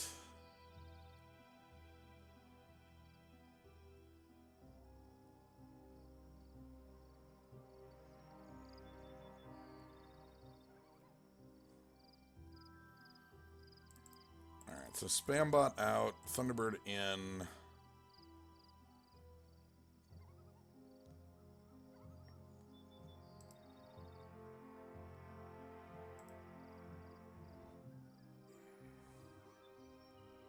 Let's switch out the Emberleaf Duelists for the Ashwood Firebrands, because that way I can give... Nope, not the Surly Brawler, though. I can, like, hand it off to Jet Cadet instead. Elite Pyromancer. Yeah, Elite Pyromancer isn't very good, because, like, I only have a couple things above it in mana cost, whereas that Pyromancer is very good. Shift 1 flight. Ah, the Livid Buffalo. Excellent. Let's go... I'm going to put Morphology and something else in here.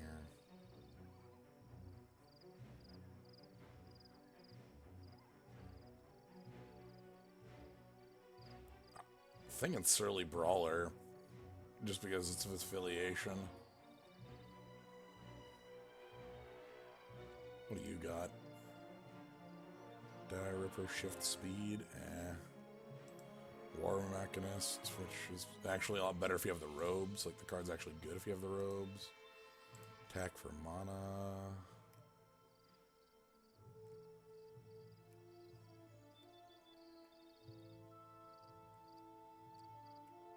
I'm thinking another Builder Bot, but I don't want to put another 4-cost card in this deck.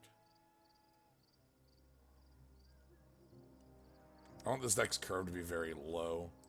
What do you do? Spider, draw a card. Dream Eagle? Mechanized Aerialist is basically the Dream Eagle in the deck, you know?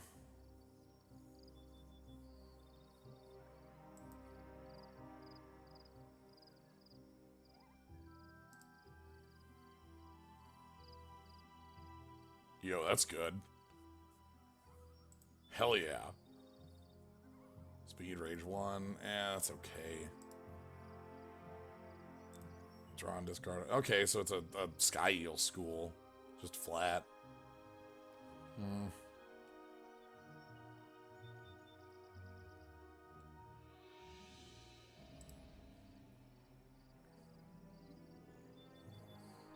Each red you have. That's not bad.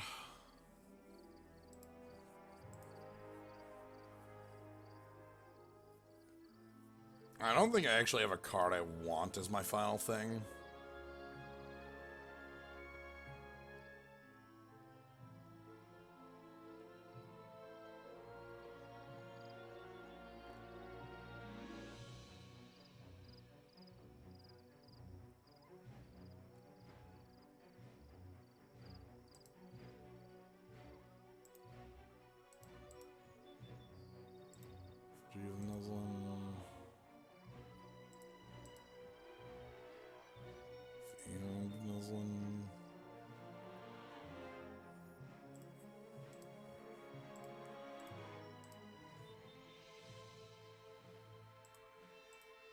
Let's put a Builder Bot in and call it good. I don't like that, but we'll work with it.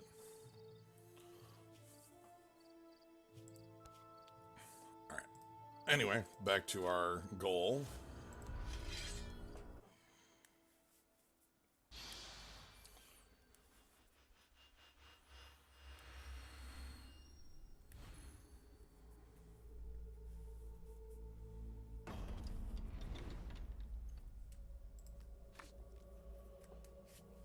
I see Jet Cadets and a Curve. Wow, this looks very good. And I'm on the play. Ooh, this is looking excellent. Except for the fact that I don't have double blue. That's actually the only bad thing in this hand.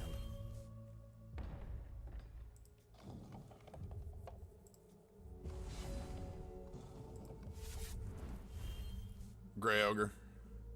I respect Grey Ogre, or at least I used to. I, like, Squired basically never does anything. Can you get in play, please? Thank you.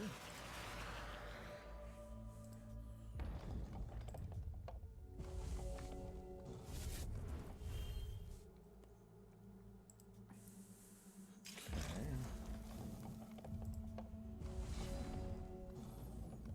Oh, goodness. Motorcycle driver, because I have an underworld right here in the Jet Cadet. Hell yeah, hell yeah. In with the crushing.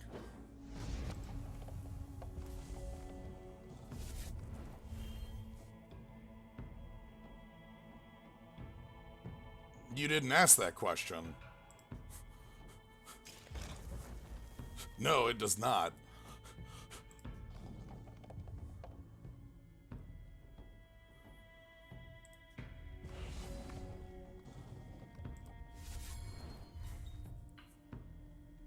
Alright, power up the Robodog.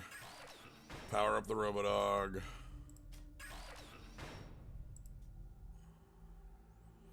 Specifically, it doesn't hold because the ratios have changed.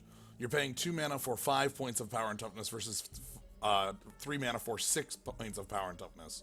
The 2 mana is the better deal there.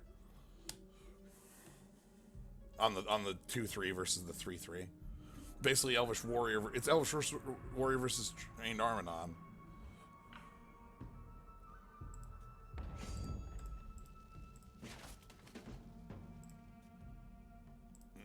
More damage. Play the Mechanized Aerialist, and then our opponent dies next turn. I think.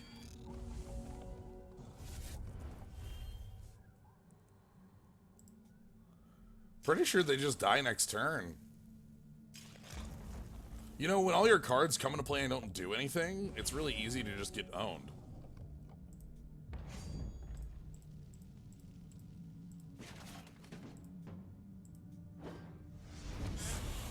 That's the problem with Suspend, was that, like, if you suspend it, you could play Suspend cards all you want, but if they don't do anything, you just, like, lose. And also, our deck can assemble damage very quickly. That was, what, turn 5? On the play. Turn 5 on the play, and I hit for 35 damage total. Pretty sure that was turn 5 on the play. So, I'll call that quite good for me. Alright. We've made it.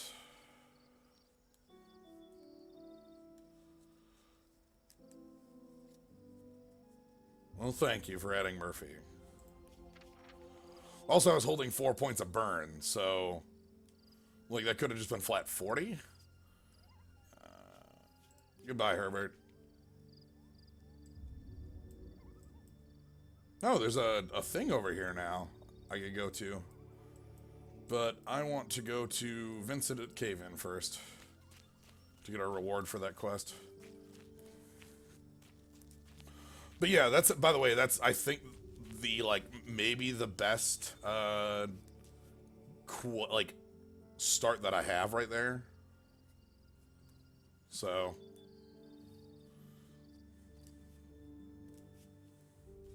You know.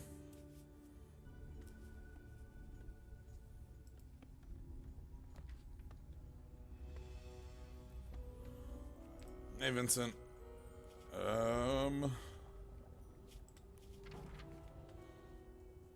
Benevolent or Exploratory Order of Cartographers.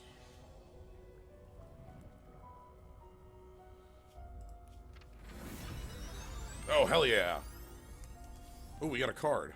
Dome Wayfinder.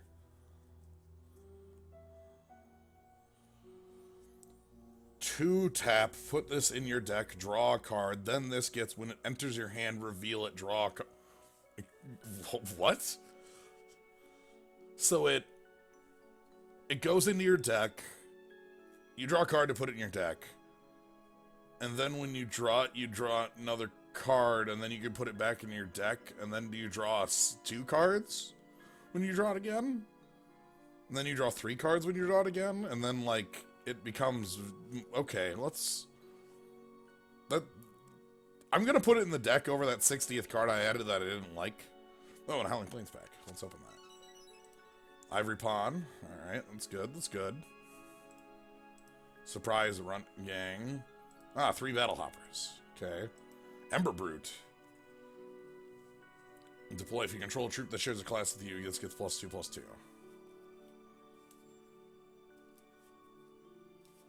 Okay.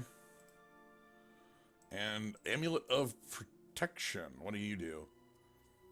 Oh god, the Rhythmic Spiritualist. Okay, this card's nuts.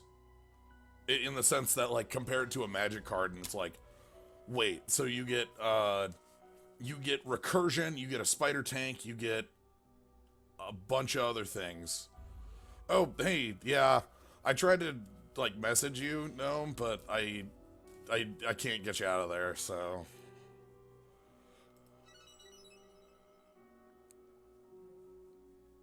Well, that went well. Oh, I've got mail. Hey, what's up? Oh. Oh, dear, a billion cards. Thank you. Thank you very much, Metronome. Let's take a look at what we got here. More dwarves. Tunneling 4. So you pay 2 to tunnel it, so it suspends for 2, and then 4 turns. If it entered play this turn, one shot, target robot gets +X+X. Okay. So it's like a big old burn spell. I see. What do you got? Cannon volley. 2 damage target troop. 2 damage target troop. Champion troop. Target damage troop.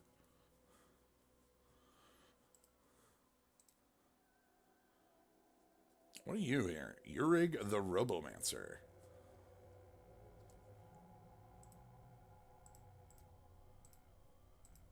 Yo. Yo, I'm liking this card already. Okay, tap, summon a warbot, or worker bot. Tap, transform a worker bot into a warbot. Tap.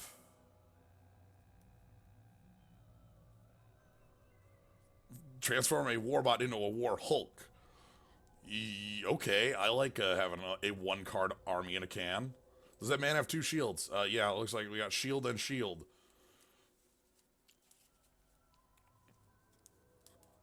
Yurig here is a powerful ancient dwarf, it looks like.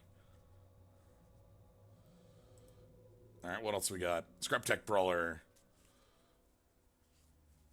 Yo, it's free. Yo, that's really cool. This is, yeah, it's Figure of Destiny Maker, Omnicrom. That's definitely what it is. This is a Lotus. This is so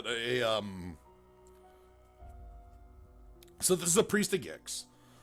Priest of Gix is a 3-mana 2/1 from Urza's block that made triple black when it came into play.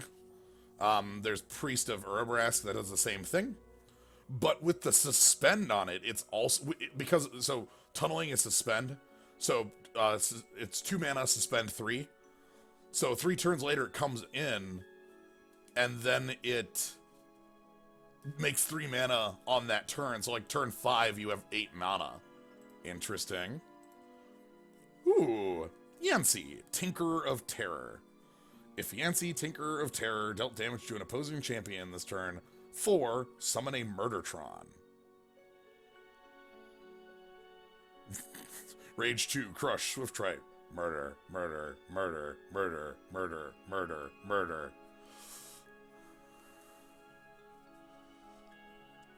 Okay.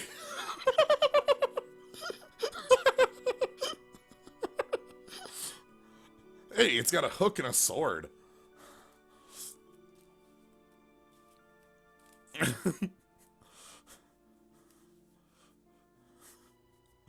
Oh. I'm with you, Gnome. I like that one a lot, too. Alright, what's our next thing? Ooh, Skitter Gang.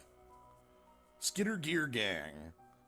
A 5-mana 4/4. Good stuff. Socketable Major. I'm pretty sure Socketable Major is quite powerful.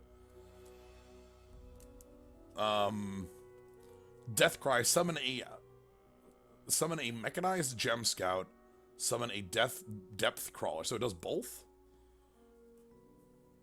Yo, hold the hell on. So, holy smokes. So it's a 5-mana 4/4. Oh, no, it's the dudes. Okay. Like you beat them out of their tank, and then the 2 dudes come out. Like pop out of the tank or whatever, is what it feels like. You know, it's like, it's our, because the type line is Dwarf Cleric and Venom Cleric. So, like, excellent. So it's a 5-mana 4/4 that pops out a 3/3 and a 1/1 on death. That's pretty cool. Also, like, I guess I have to socket them during. I'll show off socketable. I'll show it off. Don't worry about it. Also, yeah, you put them on your deck, probably. Yes, I probably should. Ooh, Drew's Ironclad Roller. This can't be ready during your ready step, okay. Exhaust 3 other troops you control, ready this. Diligence. I've never seen Diligence before. When this card readies, the following effect will execute. Oh, it's, Inspired?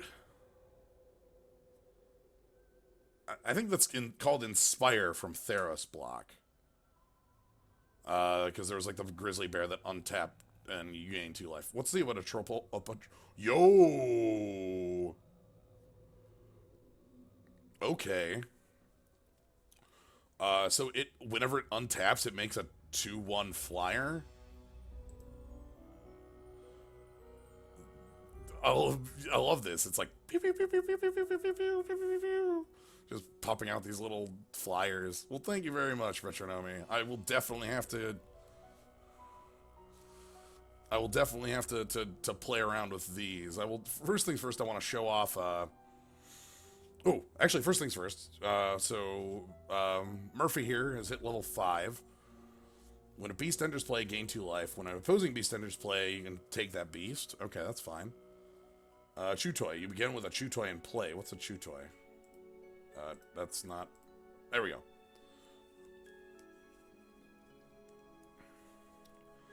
This can't attack or block. Exhaust ready target pet you control. It gets +1 power. This gets -1. Oh, it's another way to buff the Robo-Dog. Okay. Pet Treats. You begin the game with 4 Pet Treats in your deck, or 8 Pet Treats if you have 100 or more cards. Pet Treat is... Your pet gets +1/+1, draw a card. Okay. We could take Resourcefulness. At the start of the game, resources in your deck get, when this enters your hand, gain 1... Okay. So your starting life total just continues to go up and up and up from this ability. That's nice. Is this a single-player game? The thing I am doing is single-player. There is also a PvP aspect that I've done nothing with. I've probably played like 10 hours on this, and I've not played against another player, Omnicrom. So, I'd say yes. Anyway, what I wanted, though, is Pet Training Ferocity. Your call robot / train robot dog talent gets +2/+2 instead of +1/+1. So that's where we're putting our points. Save talents. I think next up I might want to grab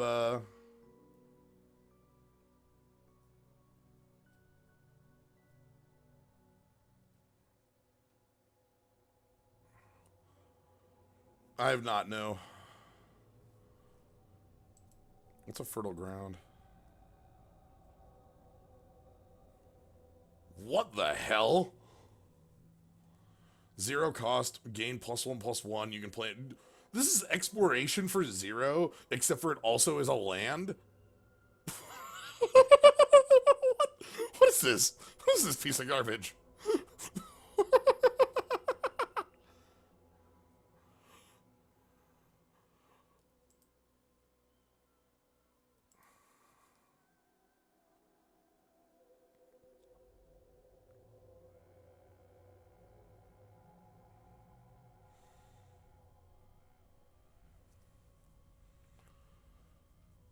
Alright, well, there's a lot more in here to look at, but we're not going to do anything with that. We have to do some deck building now.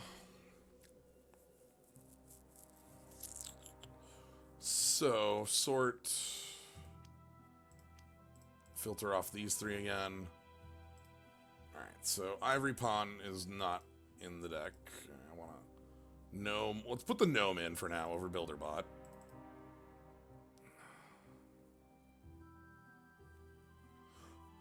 Yeah, PvP does have... There's a specific set of cards you can play with. I've seen that.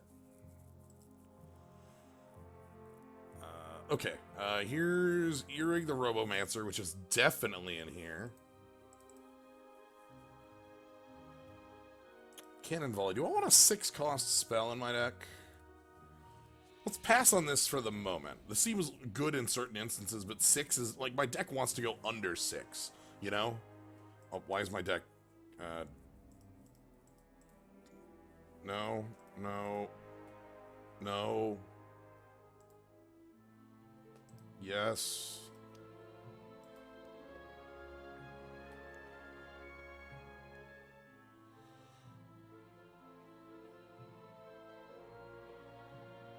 Honestly, it might be better than Blazing Hammer. That could be an upgrade. Because Blazing Hammer isn't really that good. 4 mana, 4 damage sorcery is not actually great. Let's try that out. Alright, then we got our Scrap Brawler, which I like the idea on this. It's not like I'm ramping anything, though. It is free. Like, I would be able to play it and then play Mortar Trike Driver. Yeah, my numbers have been changed here. Oh, I can finally play white cards. And diamonds. That's weird.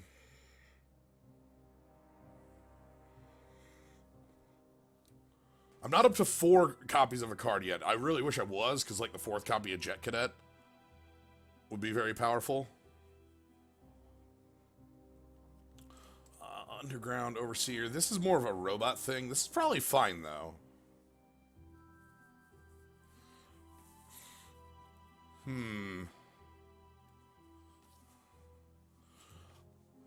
Yeah, don't worry. I'm taking a look at everything before we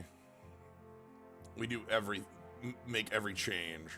Because, like, right now my deck is very aggressive, but that could definitely change if I switch off into the brawlers. What else do we have? Okay, Yancey. I'm gonna put Yancey in here. Yancey seems fun as hell. I think I can only put... No, I'm up to 2 copies now. I can put 2 Yanceys in the deck. Nice. So before I would only be able to put 1 in because it is a blue card. Or, sorry, a rare card. Blue, not blue as in Sapphire, but blue as in rare.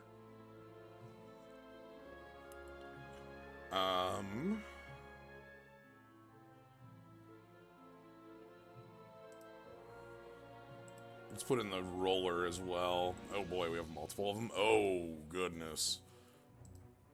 And the Skittergang. Alright, let's actually up the deck's curve a little bit. So I'm gonna take out... Put in the brawlers. And do I have the mana elf dork somewhere? 69 cards. 69 cards. Let's cut out... Now, Firebrand's not bad. I haven't even gotten a chance to play Ashwood Firebrand. Excuse me. Can I not? That's weird. That's weird. I can't. There we go. I was clicking. Ashwood Firebrand and the Thunderbird I could cut out. I already have an auto 2-drop in the deck, which is kind of like part of the reason I don't care about...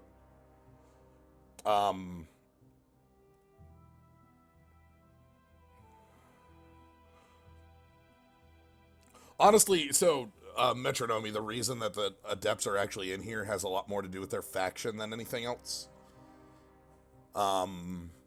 Because Motor Trike Driver, which is maybe my favorite card in the deck, needs an Underworld Allegiance, so I needed a floor of Underworld cards, and this, like, will always cantrip because of my, my dog, which is why it's in here. But the Firebrands don't have that. Like, the Firebrands are, why can't I? That's really weird. The Firebrands, aren't the right faction either, so, like, I don't think... They're a fine card. Like, I like the idea of being able to, like, Valorous up the Jet Cadet, but... Let's cut out the Firebrand. Can I not... That's really weird. I can't touch these two. Game? Why can't I touch these 2 Firebrands? Are they stuck in my deck?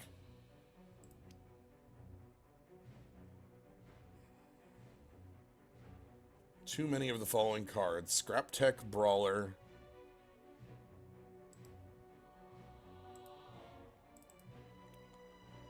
And Cannon Volley. Okay. It lets me touch every card but the Firebrands. That's weird. Huh. Okay, whatever. Gnome Wayfarer can go as well. Oh, okay. It's just a known bug with the current patch. Okay. Armatron isn't good. It's only in here because I'll always have an. Actually, let's take Armatron out. Like I'll always have a thing for it to pump, but it's not great. And then take out this builder bot, and I don't know, like Rouse Tower. Rouse Tower is starting. Oh, Rouse Tower makes this cheaper, and that's enough for me. As long as also the Patera bots, that's enough to keep Rouse Tower in. 61. We need one more cut. Probably Thunderbird. Let's go Thunderbird for now. So the reason I have Sapphire Aura and Ruby Aura in the deck is specifically because of the Robodog. I am the Dancing Master. We'll do some more messing with this over time as well. Like, I definitely think, like, there's more to be changed out. There's a couple cards in here I don't think are very powerful. How's my mana, like, looking? I'm a bit higher on the curve, but I don't think I need... I could go up to 24, which is, like, the base. Now, let's keep this as is. So, now we have to go to the sockets. Because it says, warning, one of your card's sockets are empty. And that is the Skitter Gang. Here. Skitter Gear Gang. So they have socket... Oh, they have socket roll major. Shit. So there's two different types of socket things. There's minor sockets and major sockets. And the major sockets, as you would assume, are a bigger effect. Each of them has, like, a threshold. Like, you can see minor Blood Orb of Frenzy is speed in all zones if you have a single shadow influence threshold.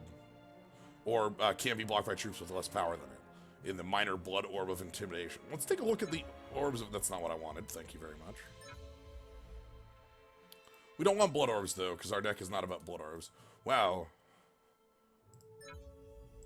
When this attacks, each ready eat... Wow, these are some... Okay. So, the minor one of Ruby is deploy Creative Valor, also Swift Strike. Or, when this attacks, draw a card... At the end of your turn, if this card is in your hand, discard it. Okay, so it gets you an impulse draw. Or, double... Oh, good God, I can just give it double strike? What? Huh.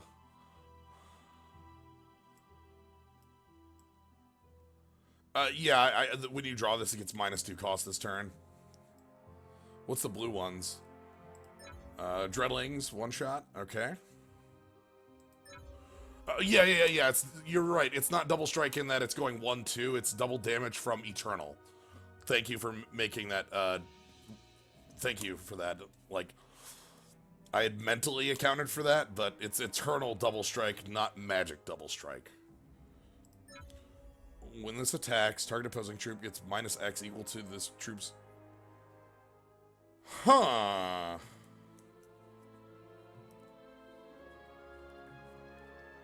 Does the type of gem you add make its mana cost stricter?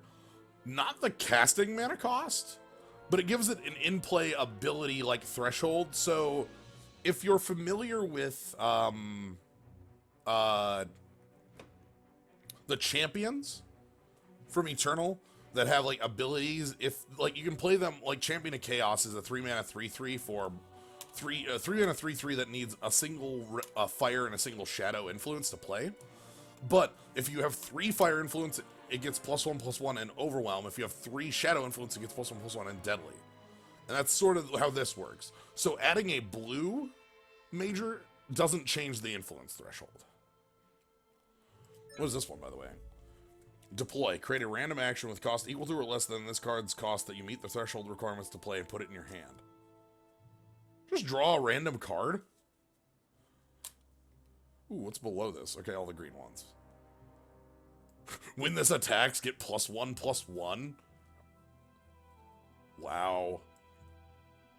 I kind of like either the double damage one or the drawing random spells. Like, drawing random spells seems pretty nifty. Also, this one actually is pretty good. Major Sapphire of Enfeeblement. Like, just, oh, by the way, I attack. Your, like, evasive creature is just garbage and doesn't function.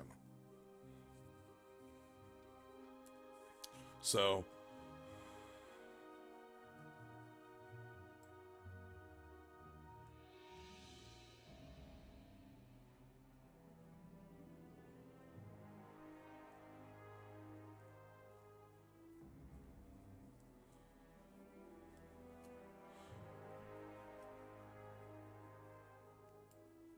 yeah, so let's go with the Major Sapphire of Sorcery on this. And then we have to equip into these two. How do I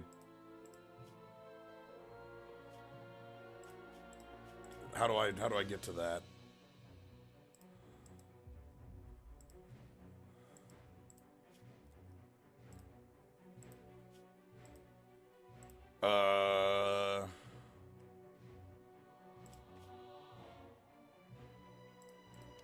No, but it's there.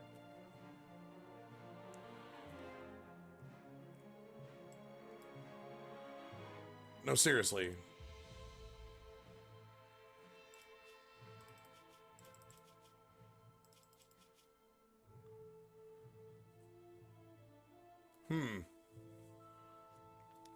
I don't know how to socket those. They get a random socket?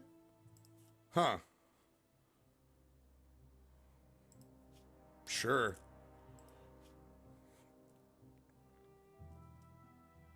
Yeah, the validation isn't what I'm caring about. The thing I was worried about is, like, what this... Like, how to get those. But if it's something I can't control and it's something I can't control, that's fine. Roused hours. Okay, so let me sort by type? No, I wanna... Underworld, underworld, underworld, underworld, underworld, underworld, underworld, underworld, underworld. Neutral, neutral. Okay, I think we're good.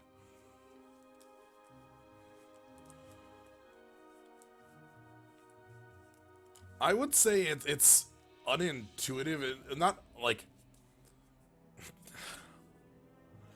There is no way I would guess that these come in with a random socket based on what the card says right here, you know? Is I guess what I would say about it. Like, you know, like the fact... I would assume I have to set these before because everything else I have to set. Anyway, that's me yakking them out. Other things. Oh, we got mail. Piranha Solutions.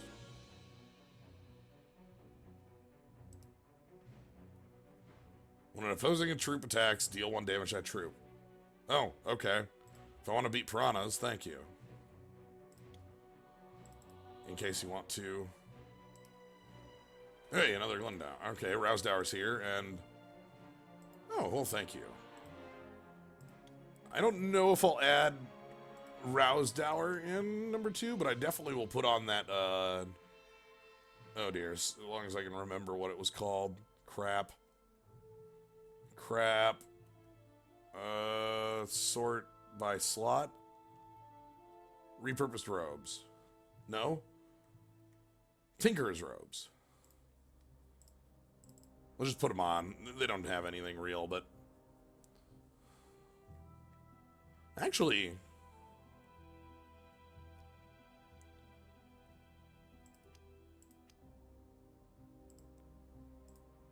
Ooh, that's a good thank you.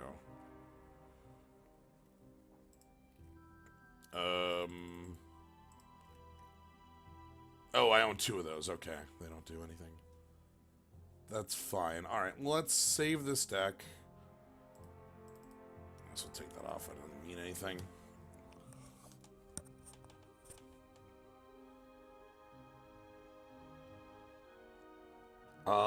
And... bunch of gold. I'm gonna save up on gold. I want to buy the Owl Pack. I don't even know.